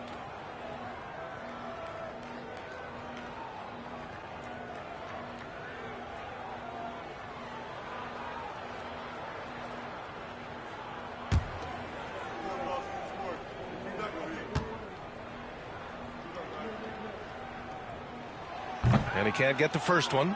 The future is shining bright for Banchero. He's a multifaceted big guy who can really, I think, be the centerpiece of an organization.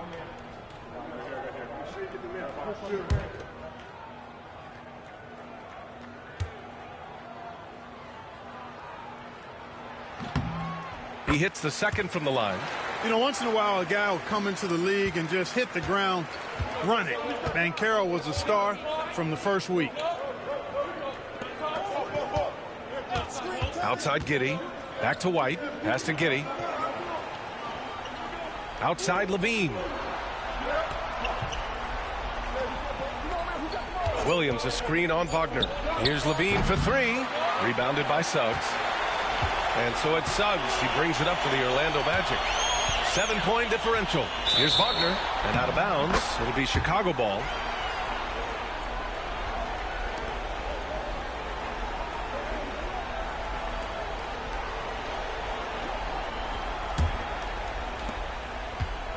Chicago's gotten 3 of their 7 threes to find the net in this matchup.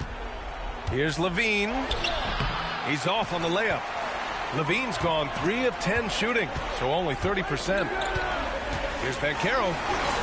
Yes! Banchero fighting for 2. Oh, too big, too strong. It'll take more than that to stop Banchero. Pass to Williams.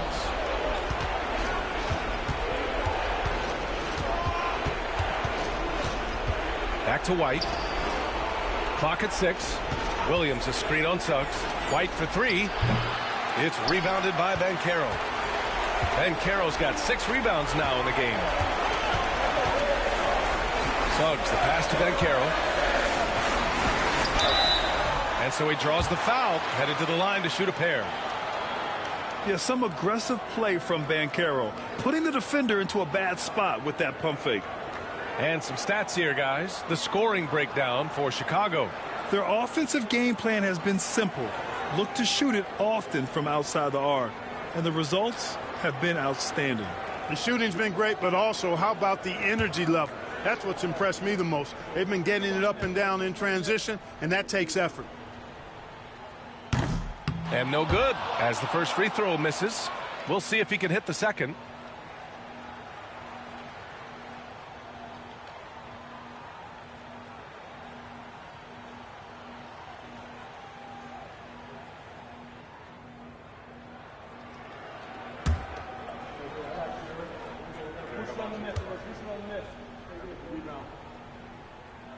And he's able to hit the second one, and that shrinks the margin to just 4.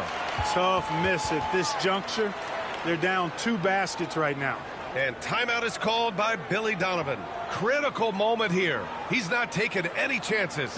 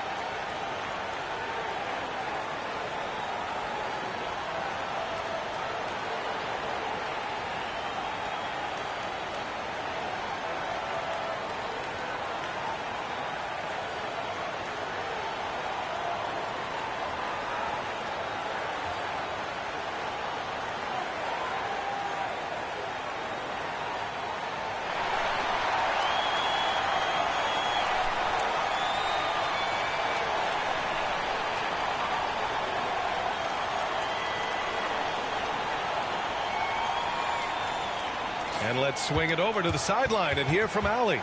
Thanks, guys. I got a chance to hear what Billy Donovan was saying to the team. He showed a lot of trust in his players. He said to them, quote, "You already know what to do, guys. Don't lose focus on the big picture now. Go out and get this win for us." Guys, back to you. Great work, Allie. Thanks.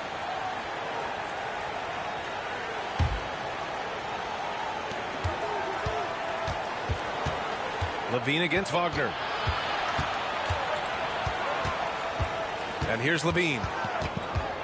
Outside Giddey. Williams a screen on Caldwell Pope. Here's Giddey. Orlando grabs the miss. 4-3. And he sinks it. And that one brings them within 1. Great to see guys who don't back down under pressure. Cool, calm, collected, and confident in the biggest moment of the game. Yes. Levine. No good. Had a chance to win the run there. Pass to Banchero. And stolen by Williams. Outside White.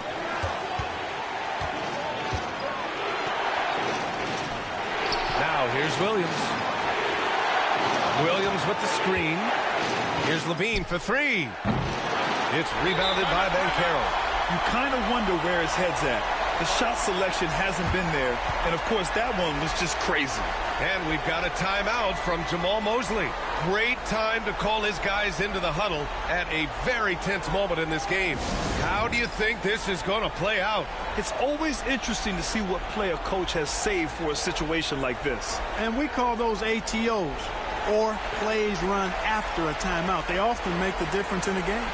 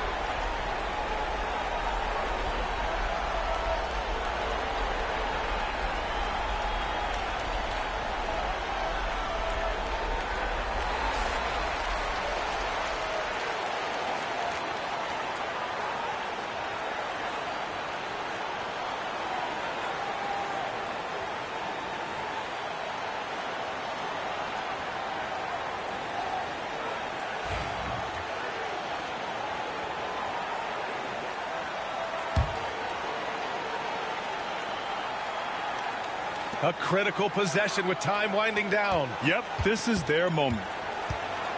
Suggs, the pass to Carter. And knocks down the three. That is the guy to go to. I mean, when everything's frenetic, Carter has that steady, even-keeled pulse. And we'll have a timeout called by Billy Donovan. The pressure is on, and he's got a plan to share with his guys. What do you think Coach will be drawing up here? A chance to tie it up here. A critical possession, no doubt. We'll see what they draw up.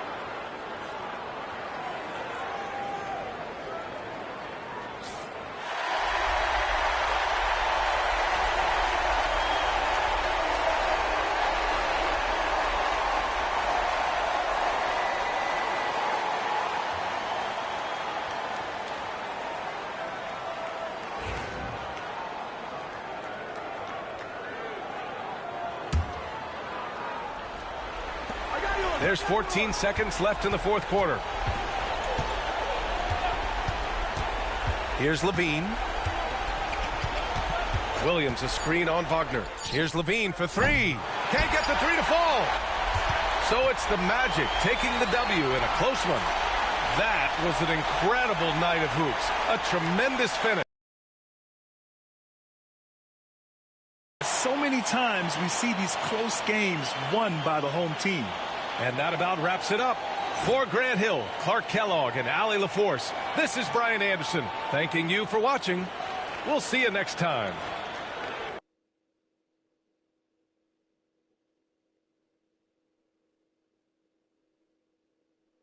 It's like all my decisions on YouTube have led me to here. Now, I remember you were here at the first community day back in 2K12. I remember we linked up for that. What's it been like for your career to start as a content creator and all these years later be inside the game. That's the great thing, is that the community really rallied towards seeing this, and to be immortalized in a game like 2K25, it's the best feeling in the world. I'm telling you guys, if you just stick with, entertaining people on your channel, keep a positive attitude, constructive criticism, you'll definitely see yourself going places. There it is, the legendary Shakedown. Go join his Rise or My Elite. Competition's about to get hot in 2K25, Shake. Oh, you know what it is. But there's only one choice. There's only one choice. Rise. You know how to, it's going to be Rise. Elite. We'll be updating you season to season on the affiliation standings right here on 2K TV. Currently, it's neck and neck. But we're just halfway through the season with plenty of events to get your wins in. And you're going to want to contribute in these events because if your affiliation ends up winning the season, you get a rep boost. Plus, an invite to an exclusive theater event worth bonus rep. Now, so far, Rise has had the lead more than not. Elite, here's your wake-up call. Ring, ring.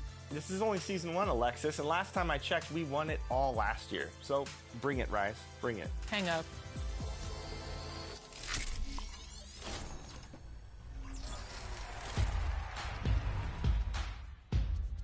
Welcome back to Expert Tips. I'm Mike Wang, Gameplay Director for NBA 2K, and there are a number of major improvements when it comes to shooting in NBA 2K25. So let's get into it. You can use either the shot button or pro stick for jumpers, layups, and dunks. Generally, if you're new to 2K, I'd say start off with just using the button. But as you get better and want to expand your arsenal, there are a lot more tools at your disposal if you use the pro stick. When you start a shot, you'll see the new arrow shot meter animate on screen. For a perfect green release, you'll have to release your shot exactly when the small arrow reaches the large one. The best way to master shooting is just lots of reps. So jump into the all-new Learn 2K mode from the main menu and get up a ton of shots. You can also navigate to the new Customize HUD menu to personalize just about every on-screen element, including the shot meter, green release animation, player indicator, shot feedback, and more. This year, we're giving you more customization over the risk versus reward of shot timing with a new controller setting called Shot Timing Profile. There's also one for layups. Here, you can determine how much your shot timing affects your makes and misses in game. Difficulty-based will automatically adjust to match the difficulty you are playing. Real player percentage means no timing is required, and all jump shots are based on real player percentages. And new to 2K25 are 3 additional options: low risk reward, normal risk reward, and high risk reward. Low risk reward means jump shot timing only has a small impact on your shot chances, while coverage and player ratings are more important. Normal risk reward speaks for itself and is most similar to previous 2Ks. If you're a certified sharpshooter, high risk reward might be for you, as jump shot timing considerably affects the shot outcome. You'll have a higher chance of making shots with great timing, but also a higher chance of missing shots with bad timing. Once you've got it down, try turning your shot meter off in the Customize HUD menu and just base your release off the visual cues in the shot animation. This will actually make your green window larger and make you a better shooter in the long run.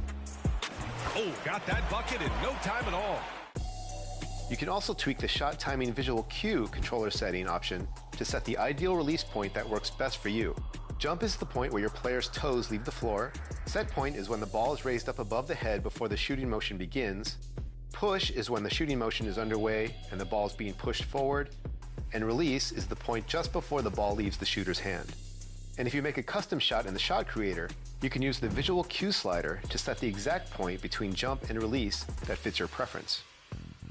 2K25 also features 3 new major shooting features: signature go-to shots, rhythm shooting, and shot canceling. To perform a player's go-to shot, move and hold the right stick straight up. The player will then pull off a quick move or series of moves to get open and then go right into a shooting motion. You can then release the pro stick to time the shot or move the pro stick in the opposite direction for a rhythm shot. More on that in a second. You want to pay attention to which hand the player has the ball in when starting a go-to shot, as there are different go-to shots for starting in right hand, left hand.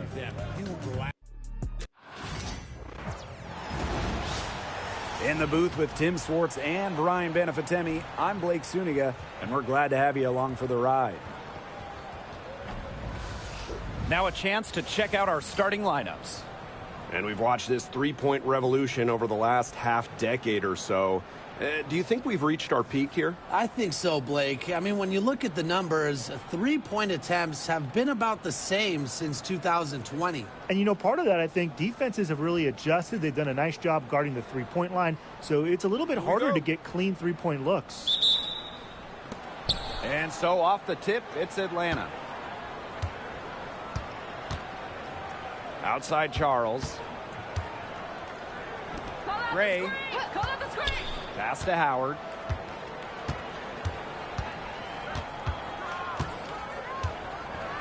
Oh! And lots of contact there.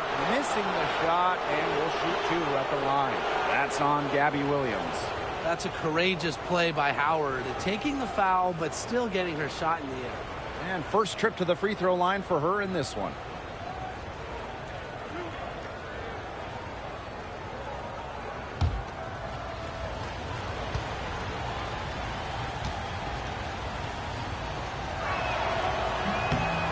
He misses the free throw. When you watch Ryan Howard, what a diverse skill set. Great versatility at both ends. Absolutely. She can defend about 4 positions, score from all 3 levels, and we've even seen her play the point. Truly a franchise-level talent. So she can't get either to fall. And talking about the dream, they do one thing very well, that's get to the line. Last year, they led the league in free throw makes and attempts. The Dream have athletic slashers and players that can get to the rim. Well, Lloyd loves to punish teams from downtown. She'll take that shot whenever she can. Pass to Charles. Back to Howard. Here's the three. Storm with the rebound. Outside, Diggins-Smith. Outside, Williams. Now here's Ogwumike. Yes, and it's Magbagor who gets the assist. No question, Ogwumike knows how to move inside, runs into some contact, but goes right up to finish strong. And here's Ryan Howard from the arc. The Dream again can't hit. Hard to figure out why she didn't bury that one. Not a defender near her. Pass to Diggins-Smith. Here's Williams. Ogwumike sets a screen. And here's Lloyd. Let's go with a three. That one's off. She's now 1 for 2. To the middle. Howard. The shot, no good. Nice D from Gabby Williams. To the inside. Pass to Ogwumike. Outside Lloyd. And she was camped there in the lane, and she gets the 3-second call.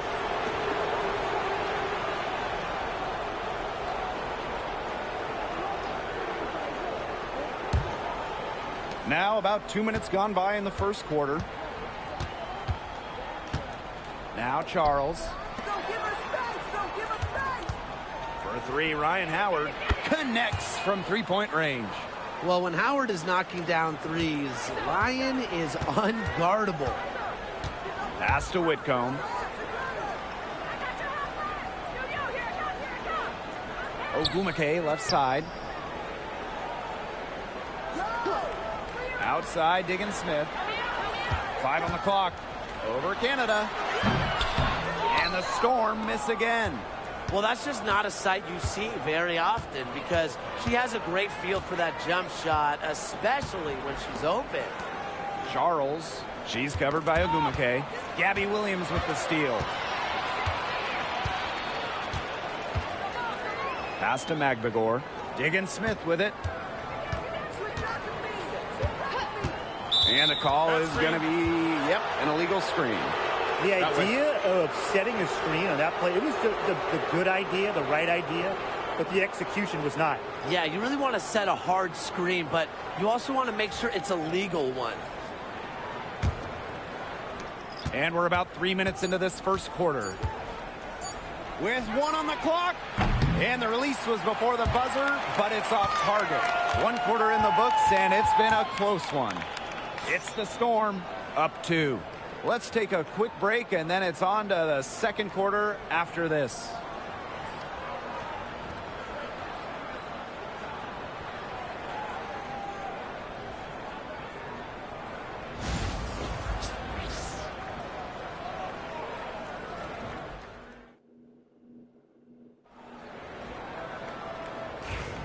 And off we go. A close game now entering the second quarter. And before we move on, what do you guys think about what we've seen from the Storm? Defense paying dividends for them through one. Coach has to be happy about their effort on that end. Just a lot of hustle. Atlanta trailing here. And back in 2021, Jewell Loyd put up 22 points in a quarter, a WNBA record. Yeah, she did it in September of that year against the Mercury. Then in 2023, Loyd leading the WNBA at almost 25 points per game. So we're talking about maybe the best scorer in the league. Now here's Whitcomb. Still getting warmed up offensively. No buckets yet in the game for her.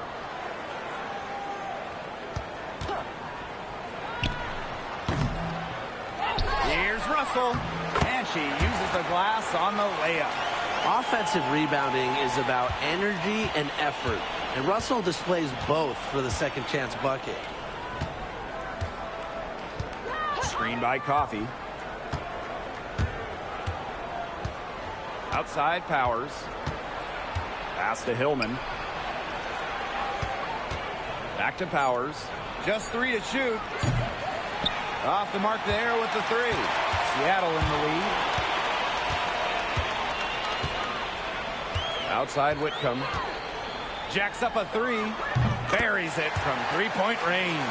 A true sniper. Defenses should know that Whitcomb will be hunting for these looks. Well, she moved on from the Storm in 2023, but still, Breanna Stewart is a legend in Seattle, and there's no doubt she always will be. I mean, in her 6 years with the Storm, 2 titles, an MVP, first team All-League 4 times. You throw in the first ever Commissioner's Cup that they won, and Stewie was the MVP. It was an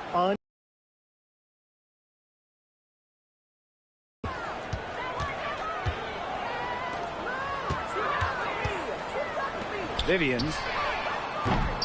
And it's off from 3-point range. Aerial Powers on the wing. No good on the 3. Outside Vivians. Inside. And she takes it in for the layup off a very nice feed.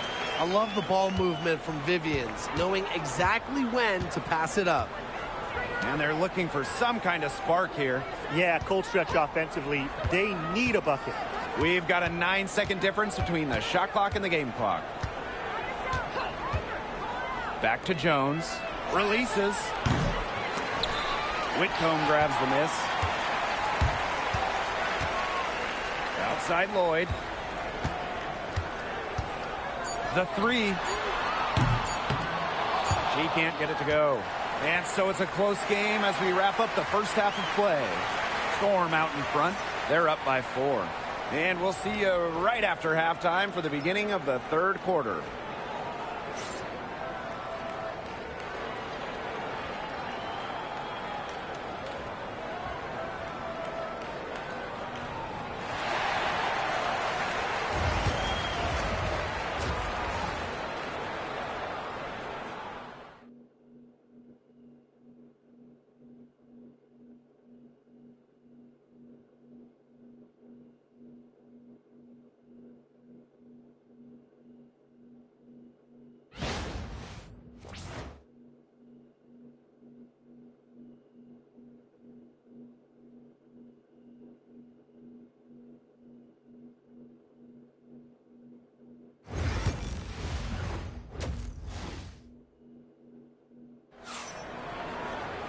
Well, both sides have assessed what they need to do over the break, and we'll see if one can pull away in the third.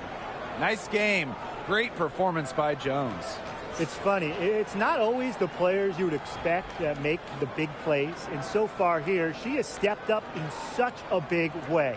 Yeah, the unsung hero, right? I mean, she's really been a difference maker so far, and it would not surprise me one bit if they look her way a little bit more to end this game. The third quarter now beginning. Both sides looking to pull away in the last half of the game. And looking at the Atlanta Dream, they haven't won a playoff 18. Yeah, Atlanta has struggled of late, but when you look at this current roster, they are very young and talented. Headlined by 2022 first overall pick, Ryan Howard. And the basket by Howard. With good size for the guard position, Ryan Howard is able to use that size to stretch the floor. Screen by McMagor. There's Jewel Lloyd with the three. Knocks down the three ball. I tell you, she loves getting looks like that from three-point range. Just nobody near her. Pass to Gray. Parker Tyus outside. And here's Ryan Howard from the arc. It's rebounded by Seattle.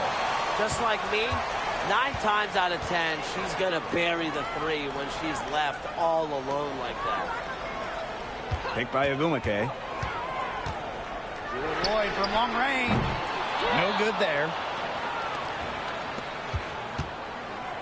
Gray outside. Down low. Parker Tyus. Pass to Howard. Now here's Gray. Here's Canada.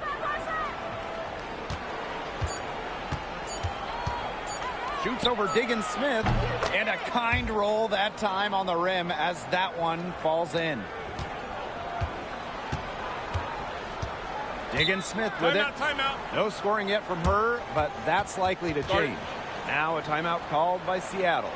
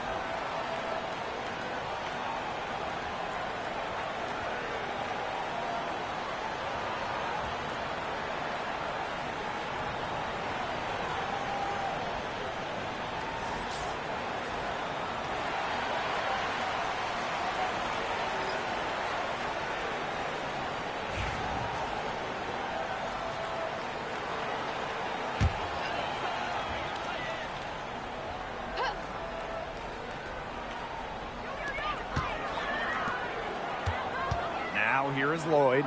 Defense is right there. Diggins Smith. Here's Horston.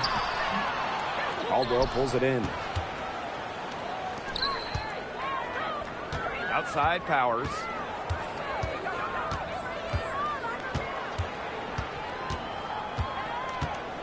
Pass to Caldwell. Here's Parker Tyus. Just 5 on the clock. Parker Tyus the screen. For the tie. McMagor grabs the miss. On an open look like that, she's just got a gift for making the weak coverage pay. That's a surprising miss. She's almost always deadly when she's that open, even from way downtown. Skylar Diggins-Smith outside. It's rebounded by Atlanta. About 3 seconds between the shot clock and game clock. And here's Ryan Howard from the arc. McMagor grabs the miss. She keeps trying to force it up when she's guarded, and she's just getting brick after brick. Here's my suggestion. Move the ball around. Left side, Vivians. From deep, Skylar Diggins-Smith. Good on the triple. Atlanta calls timeout. The coach needs to get him back into a flow offensively. Things have slowed down, and they're starting kind of to force their shots. Yeah, things have snowballed on them here. You know, the misses just started piling up. I like this timeout to sort of calm down the team and get reset.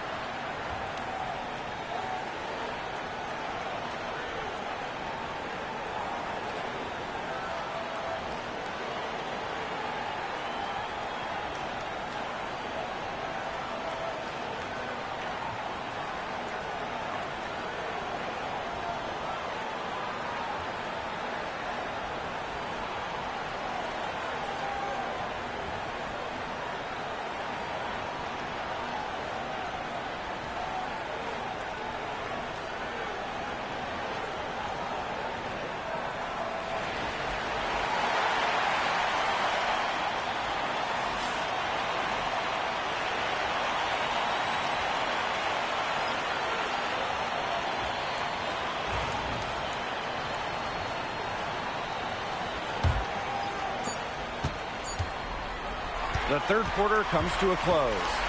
It's the Storm up 6, and we'll be back right after this.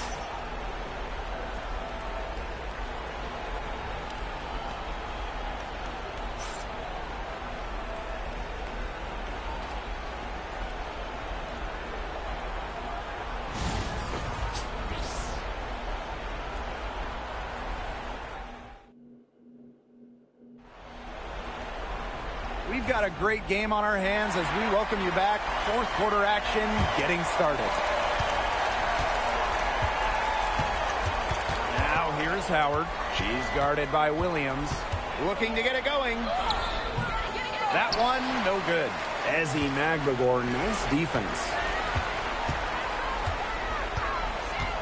And it's Gabby Williams penetrating. Here's Ogwumike. An easy 2 points on the layup. Relentless on the glass. Nneka Ogwumike, a double-double threat every night. Here's Howard. No good off the back of the rim. She can't get anything to drop. And the way she's going, it's probably not something she should try to shoot her way out of. And I'm sure her teammates would agree with that. You know, the last thing they want to see her doing is shooting it more. Laid in with a nice touch off the glass. And even against stiff interior defense, Howard stays committed. She never even thought about giving up on the play. Now here's Diggins Smith.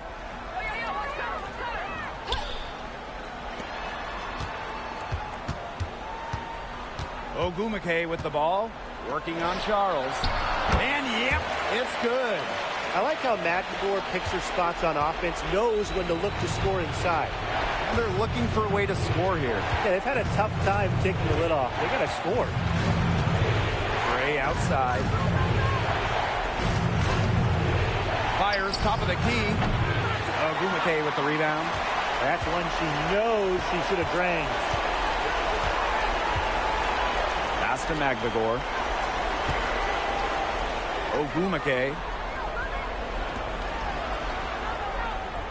Outside Lloyd. To the paint. Diggins Smith. A chance to extend the lead to double digits, but it's no good. Right side Canada. Outside Howard. Perfect on the shot. Wow, swishes it through. I love Howard's decision-making offensively, especially off the catch right there. Outside Lloyd. And they go to the intentional foul.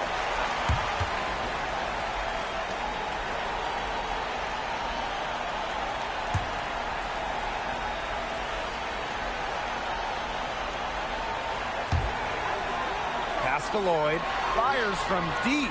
Drains it from beyond the arc. They come out of halftime smoking hot from beyond the arc. Yeah, and as hot as they are from out there, there's absolutely no reason not to just keep letting them fly. I agree, Brian. They should all have the green light. And the dream call time here.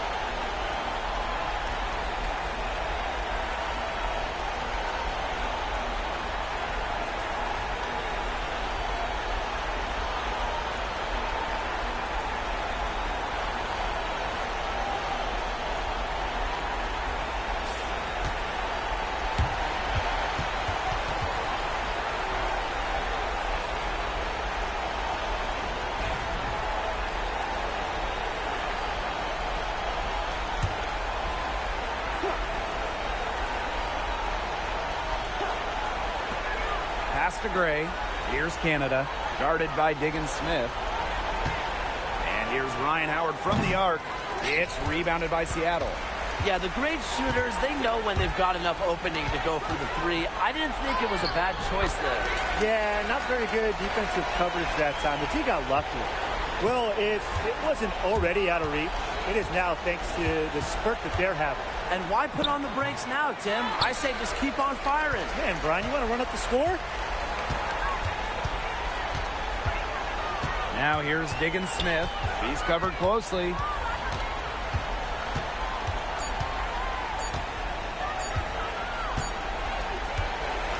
And so Seattle takes this one by a big margin. A confident win and one where they clearly showed the greater effort. And they put on a show here at home. I think they had and felt like they had the edge and that extra confidence. And that'll wrap it up.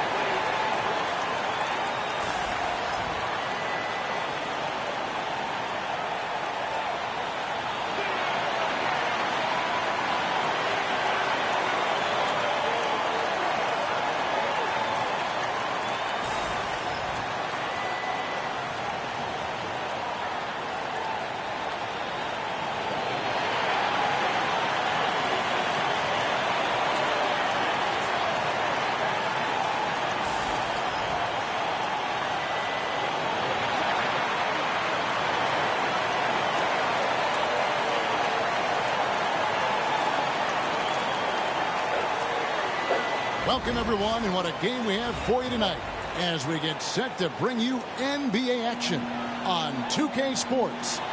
This is Kevin Harlan alongside Greg Anthony as well as Brent Barry. And we'll be catching up a bit from the sideline with David Aldridge. Now Golden State's starting 5. In at small and power forward, it'll be Wiggins and Green. Some kind of shooting in the backcourt for him. It's Curry and Hield. And it's Jackson Davis in at the 5, roaming the paint. So what's up, chat? We back. We work with my AI.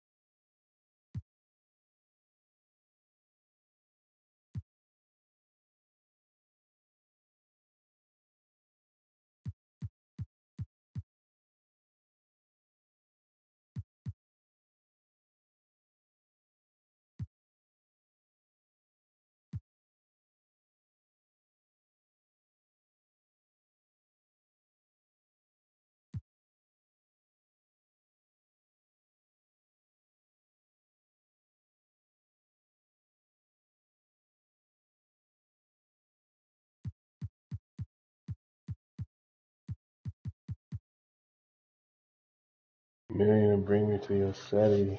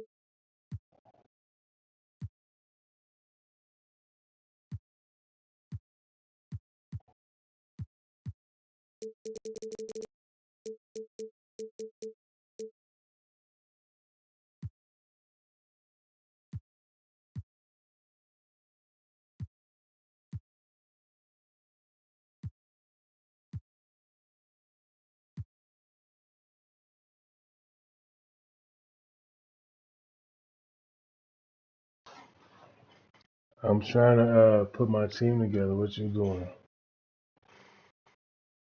Working on my team. What you doing? So yeah,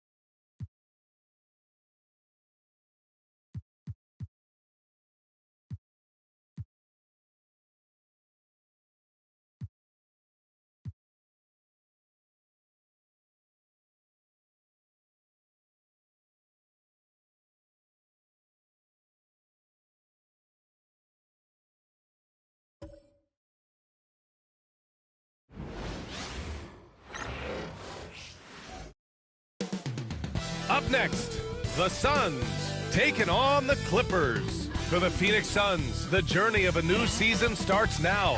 Let's see if the work from the offseason pays off. Clippers, Suns, it's next, right after this.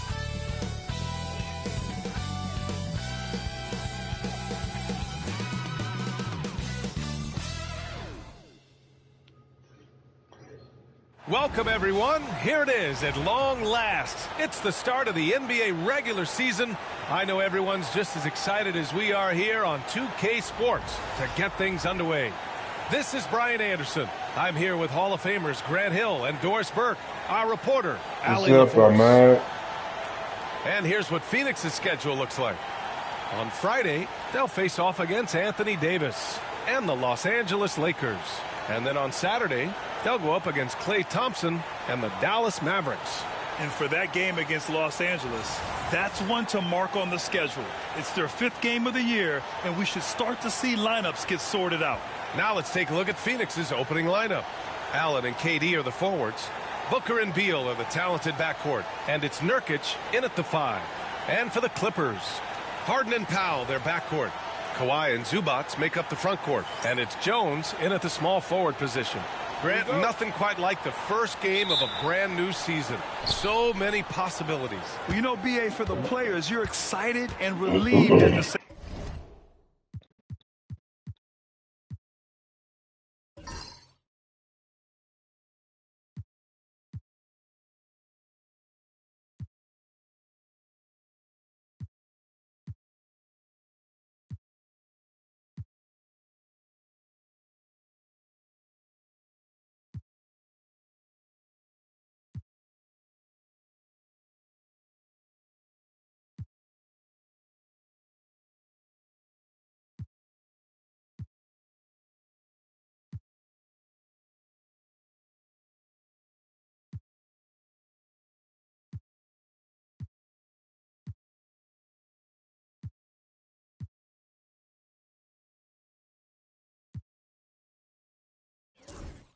Same time, you get to see all the hard work you put in during the offseason pay off. And he probably thought he was going to bury that one.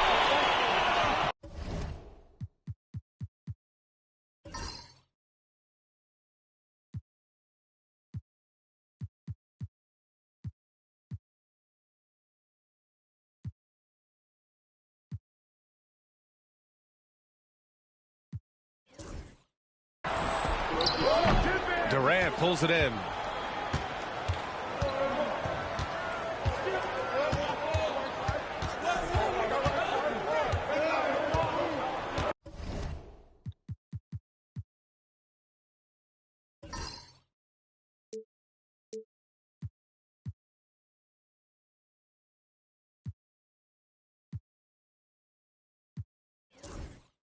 Beal with a screen on Harden.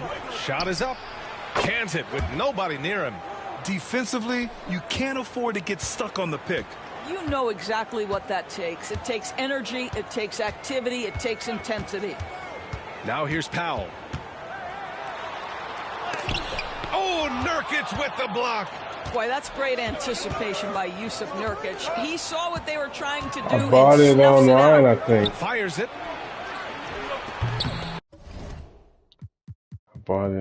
I bought it, pre-ordered it online, I think. How you doing?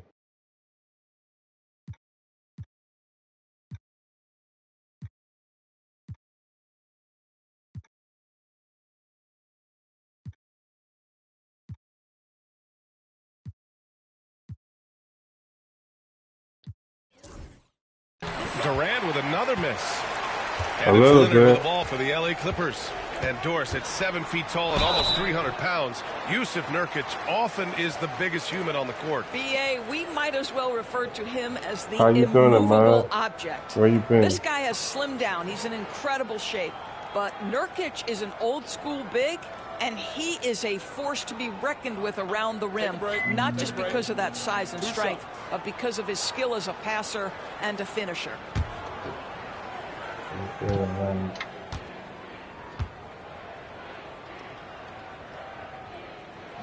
The first one falls. Obviously, everyone knows about the defense of Kawhi Leonard. But Grant, his shooting is overlooked. Yeah, you know, he's at about 40% from three for his career. You combine that with his wing defense, you get a one-of-one player capable of carrying a team.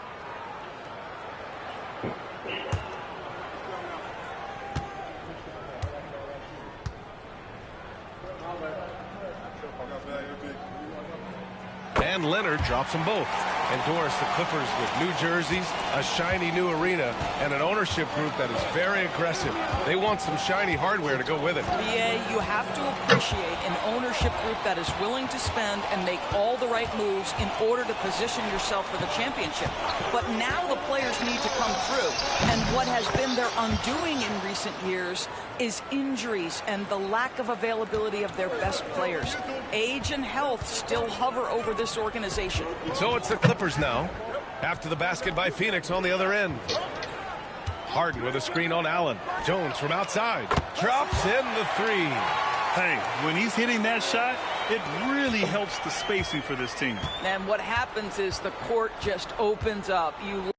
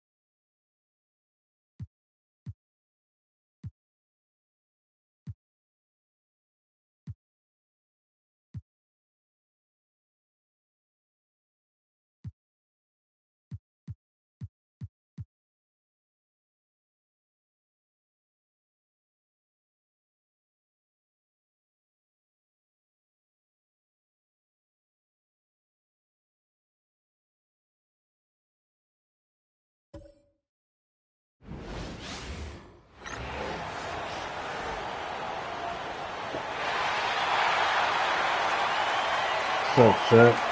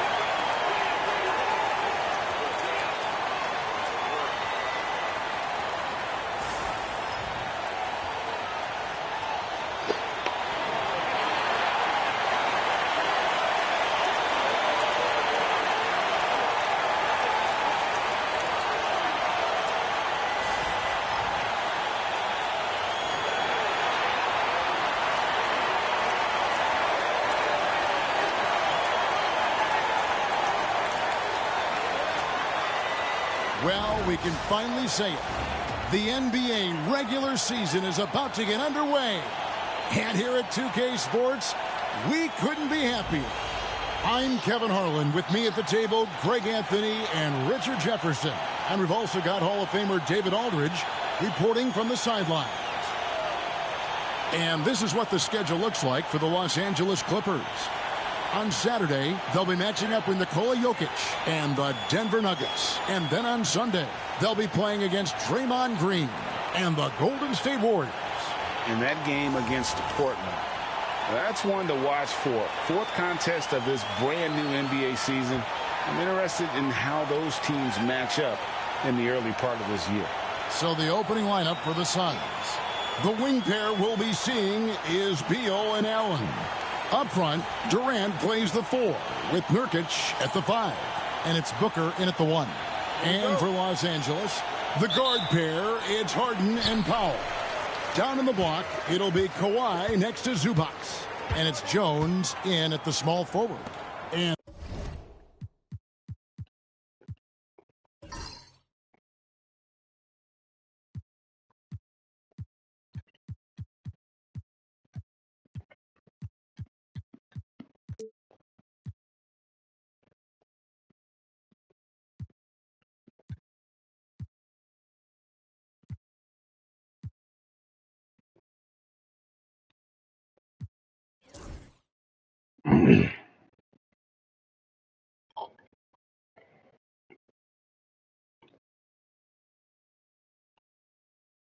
this season's still very young. Greg, what are you looking forward to this year?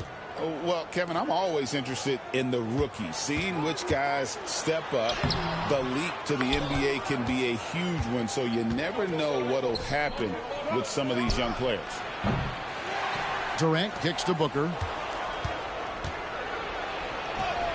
That's good, and it's KD with the assist. Woo, Booker showing some power. And here's Leonard. Pass to Jones. Kicks it out to Harden. Shoots it up. With nobody on him, he buries the jumper. He just makes it look so easy on offense. Like, who takes pleasure in torturing defenses? He does. Now here's Beal. Nobody near Nurkic. Knocks down the 3 ball. Nurkic has that shot in his arsenal, which is something that the defense has to recognize. Right now, let's send it over to the sidelines and get a report from David Aldridge. Well, Tyronn Lue and I had a few minutes to share. Now, we spoke about how his team is prepared to try and defend Bradley Beal tonight. Coach said we want to keep that ball out of his hands as much as possible. Make somebody else be the playmaker and scorer. That's our goal. He was already there. It's a difficult challenge. We'll see if they're successful. Grayson can shoot the 3 real well. Now Harden, after the missed 3 from KD. Pass to Jones. And here's Leonard. 6 on the shot clock. buries the long-range jumper. Just another place you have to take Leonard seriously. He's so capable from the outside. Nurkic setting the pick for Beal. Down low. And finished off by Nurkic. And when defenders are lurking, that bounce pass can be the only way to get it through. The Clippers have gone 2 for 4 from the field so far today. To the middle. Here's Zubac. And the dunk by Zubac. It really does make the game easy for your teammates when you can lead them to the rim that well with a pass. Outside, Beal. Booker with the screen for Beal. Bangs home the trifecta. Beal can hurt you from just about anywhere, and he is a multi-skilled player. Talk about confidence. Greg, what do you think about Harden's quote from a couple years ago when he said, "I'm not a system player, I am the system"? Kevin, I laughed when I heard it because most guys couldn't say that. But Harden absolutely can. He's an elite scorer turned elite passer. Your offense has to orbit around him when he's on the floor.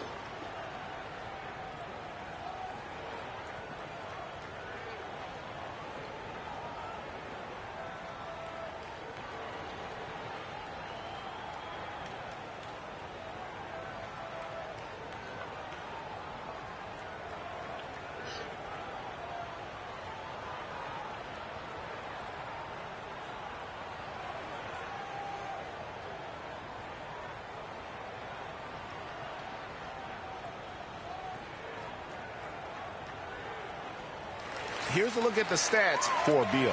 Last year, getting it done. Averaged about 18 points a game last season. 5 assists and 4 rebounds. And you look at his huge role in their offense, a major contributor as far as putting up points. He's just a natural scorer and someone this offense leans on to help shoulder the load and lead the charge.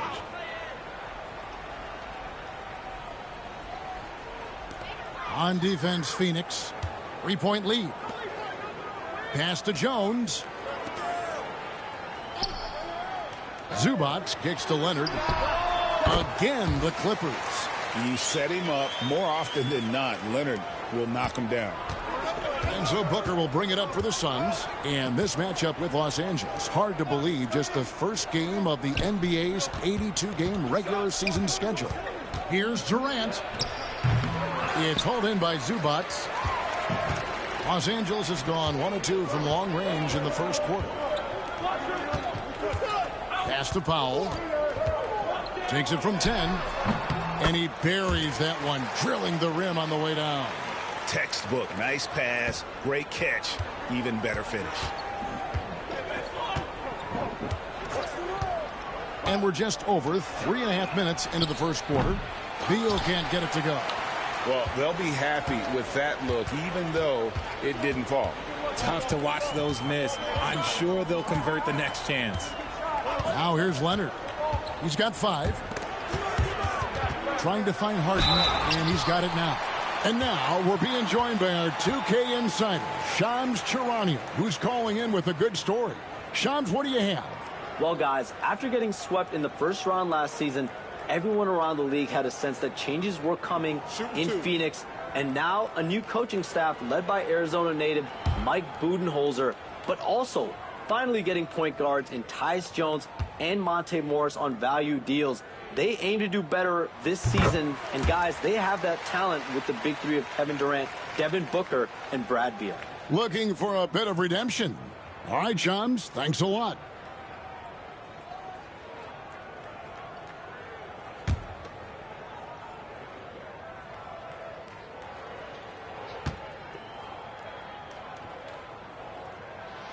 Harden hits them both. And what a new era for the Clippers, Greg, playing here in their own arena, the Intuit Dome.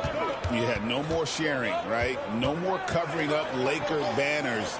It feels like the Clippers are on their own 2 feet now. This was the goal for the ownership group, and they made it happen. Now here's Beal, just 5 to shoot. Fires the 3. Phoenix, no good that time either. And even without that 3-ball dropping for him, the defense should have done more on that last play. Powell, the pass to Harden. Here's Zubac, back to Harden. Pass to Powell. Here's the 3. Nailed from three-point land. Powell's got 5. Don't you forget, Harden's won an assist title now. This man can pass that rock. Durant feeling it out a bit. Nurkic a screen on Leonard. And the Suns miss again. And he didn't punish them for the weak coverage there, but they can't count on him to continue missing.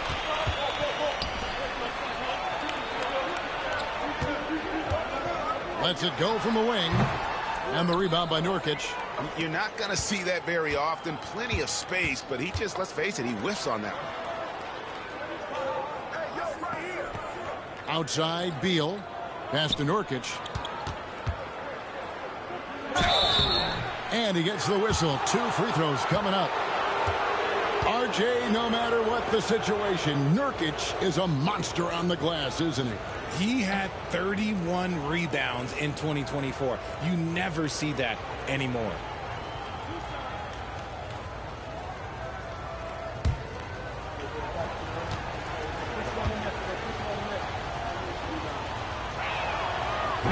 First one falls for him. RJ, we know that the Suns missed the playoffs for about a decade, but now they seem to be getting some traction. How do you view them? I view them as a team that's in transition. Obviously, they have Devin Booker, the homegrown star. The guy has blossomed there in front of everyone's eyes. And after that finals run, they've really been searching. He's the last player there. But whenever you have Kevin Durant on your team, you are always on the verge of something special. Now here's Leonard. He's got 5. Right block shot, and it's the Clippers scoring again. Oh, this is the kind of start they were hoping for. Suns trail by 6. Booker looking around. Durant with a wide open look. And a great assist by Booker as that one goes in. This demonstrates leadership. Durant knows his teammates look for him to score and score often. And Tyronn Lue calls timeout. This will give him a chance to discuss some potential alterations.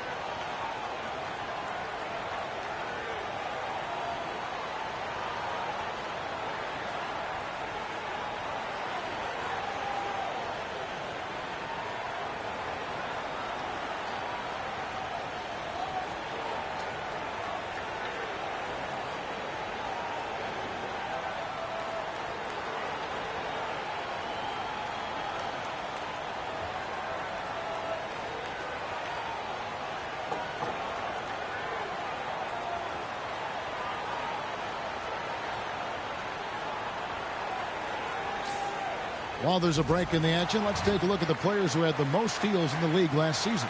5th best, Kawhi Leonard. He showed such tremendous defensive instincts. Trust me, nobody wanted him guarding them last year.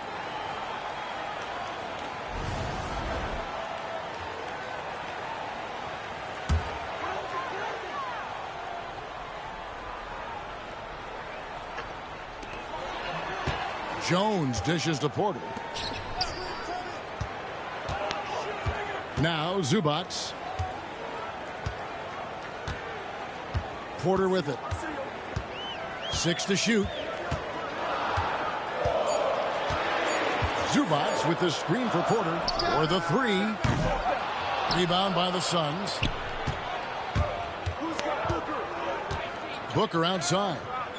Outside Durant. Pass to Booker. Lets it go with the 3. It's rebounded by Leonard. Nurkic with the steal. And while we've got a moment, let's send it over to our terrific reporter, David Aldridge. David? Kevin, thank you. Kevin Durant is the human cheat code. Bradley Beal says of his new teammate, he's 7 feet tall, he can shoot the ball, he can do everything. It's a little unfair. I get a bit jealous sometimes. I wish I was 7 feet, but nothing he does really surprises me. When he's in attack mode and locked in, there's nothing you can do. Kevin? Not a single darn thing. You're so right. David, thanks. And he can't get the first one. Greg, looking back to last season, the Clippers had one red-hot stretch. That's right. They went on a 26-5 run between December and February. It finally showed how dangerous that team could be when healthy.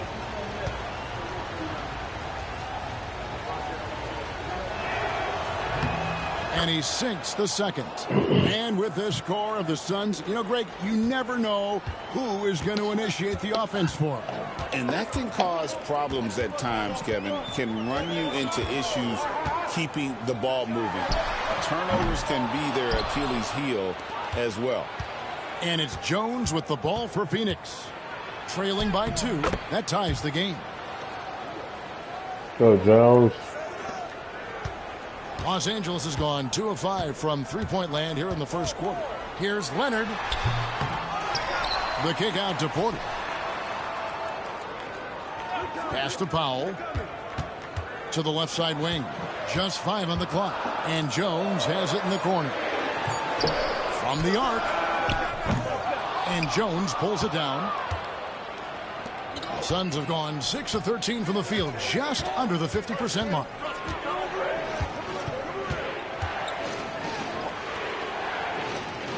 Durant with a screen on Porter.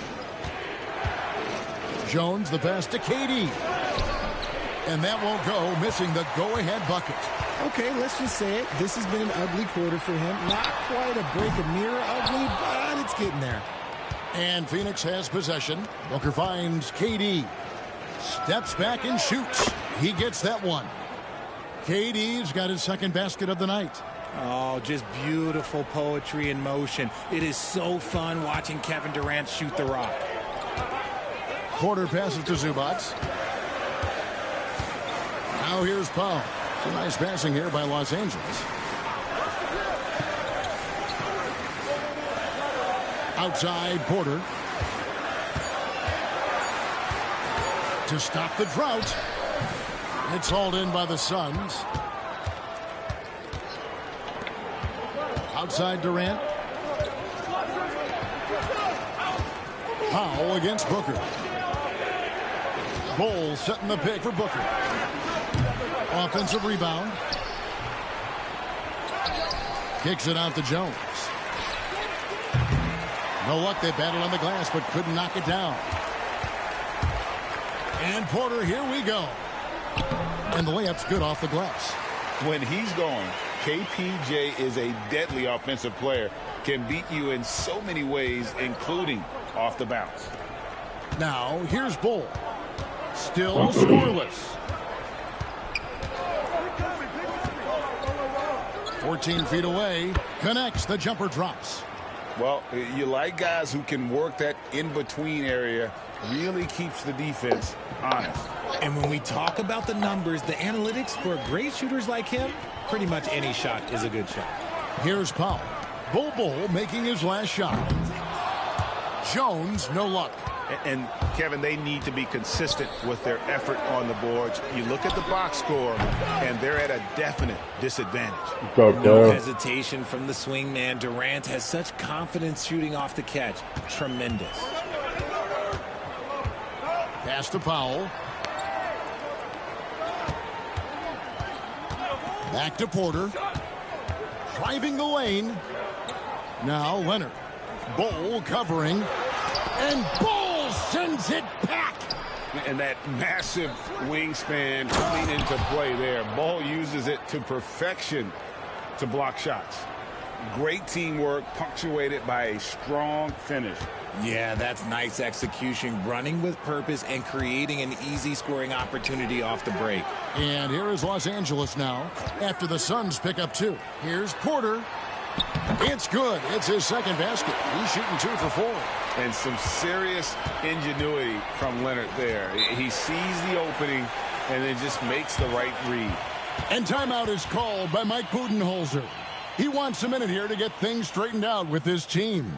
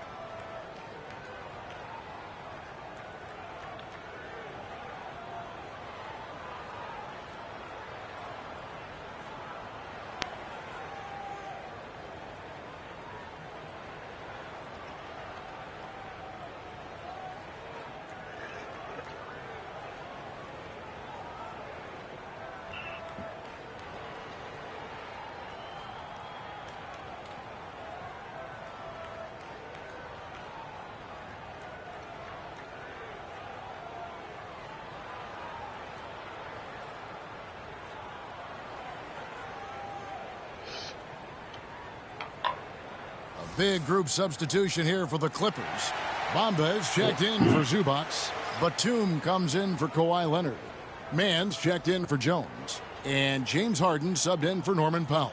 And then for Phoenix, Plumlee is checked in for Nurkic. Okogie comes in for Kevin Durant. And Beal subbed in for Booker.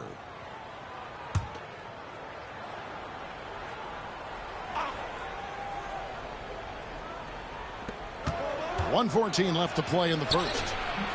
Okogie misses. They've been beating them to a lot of those loose balls and rebounds here to start. Porter kicks to Harden. At the top of the key, Batum. Back to Harden. Batum sets a screen for Harden. Just 4 to shoot. Oh, he blocked it and deflects off the backboard. What's up, bro? To the right side. Pass to Beal. 35 seconds left to play in the first quarter. Clippers trail by 4. Here's Harden. Bamba with it. It's good. The assist that time from Harden. Harden's got 3 assists now in this one. There's 25 seconds left to play here in the first. Outside, Jones.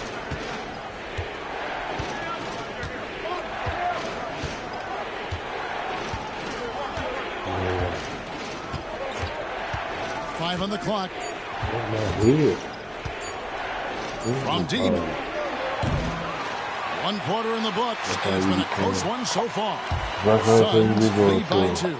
Stay with us as we get set to bring you the second quarter right after this.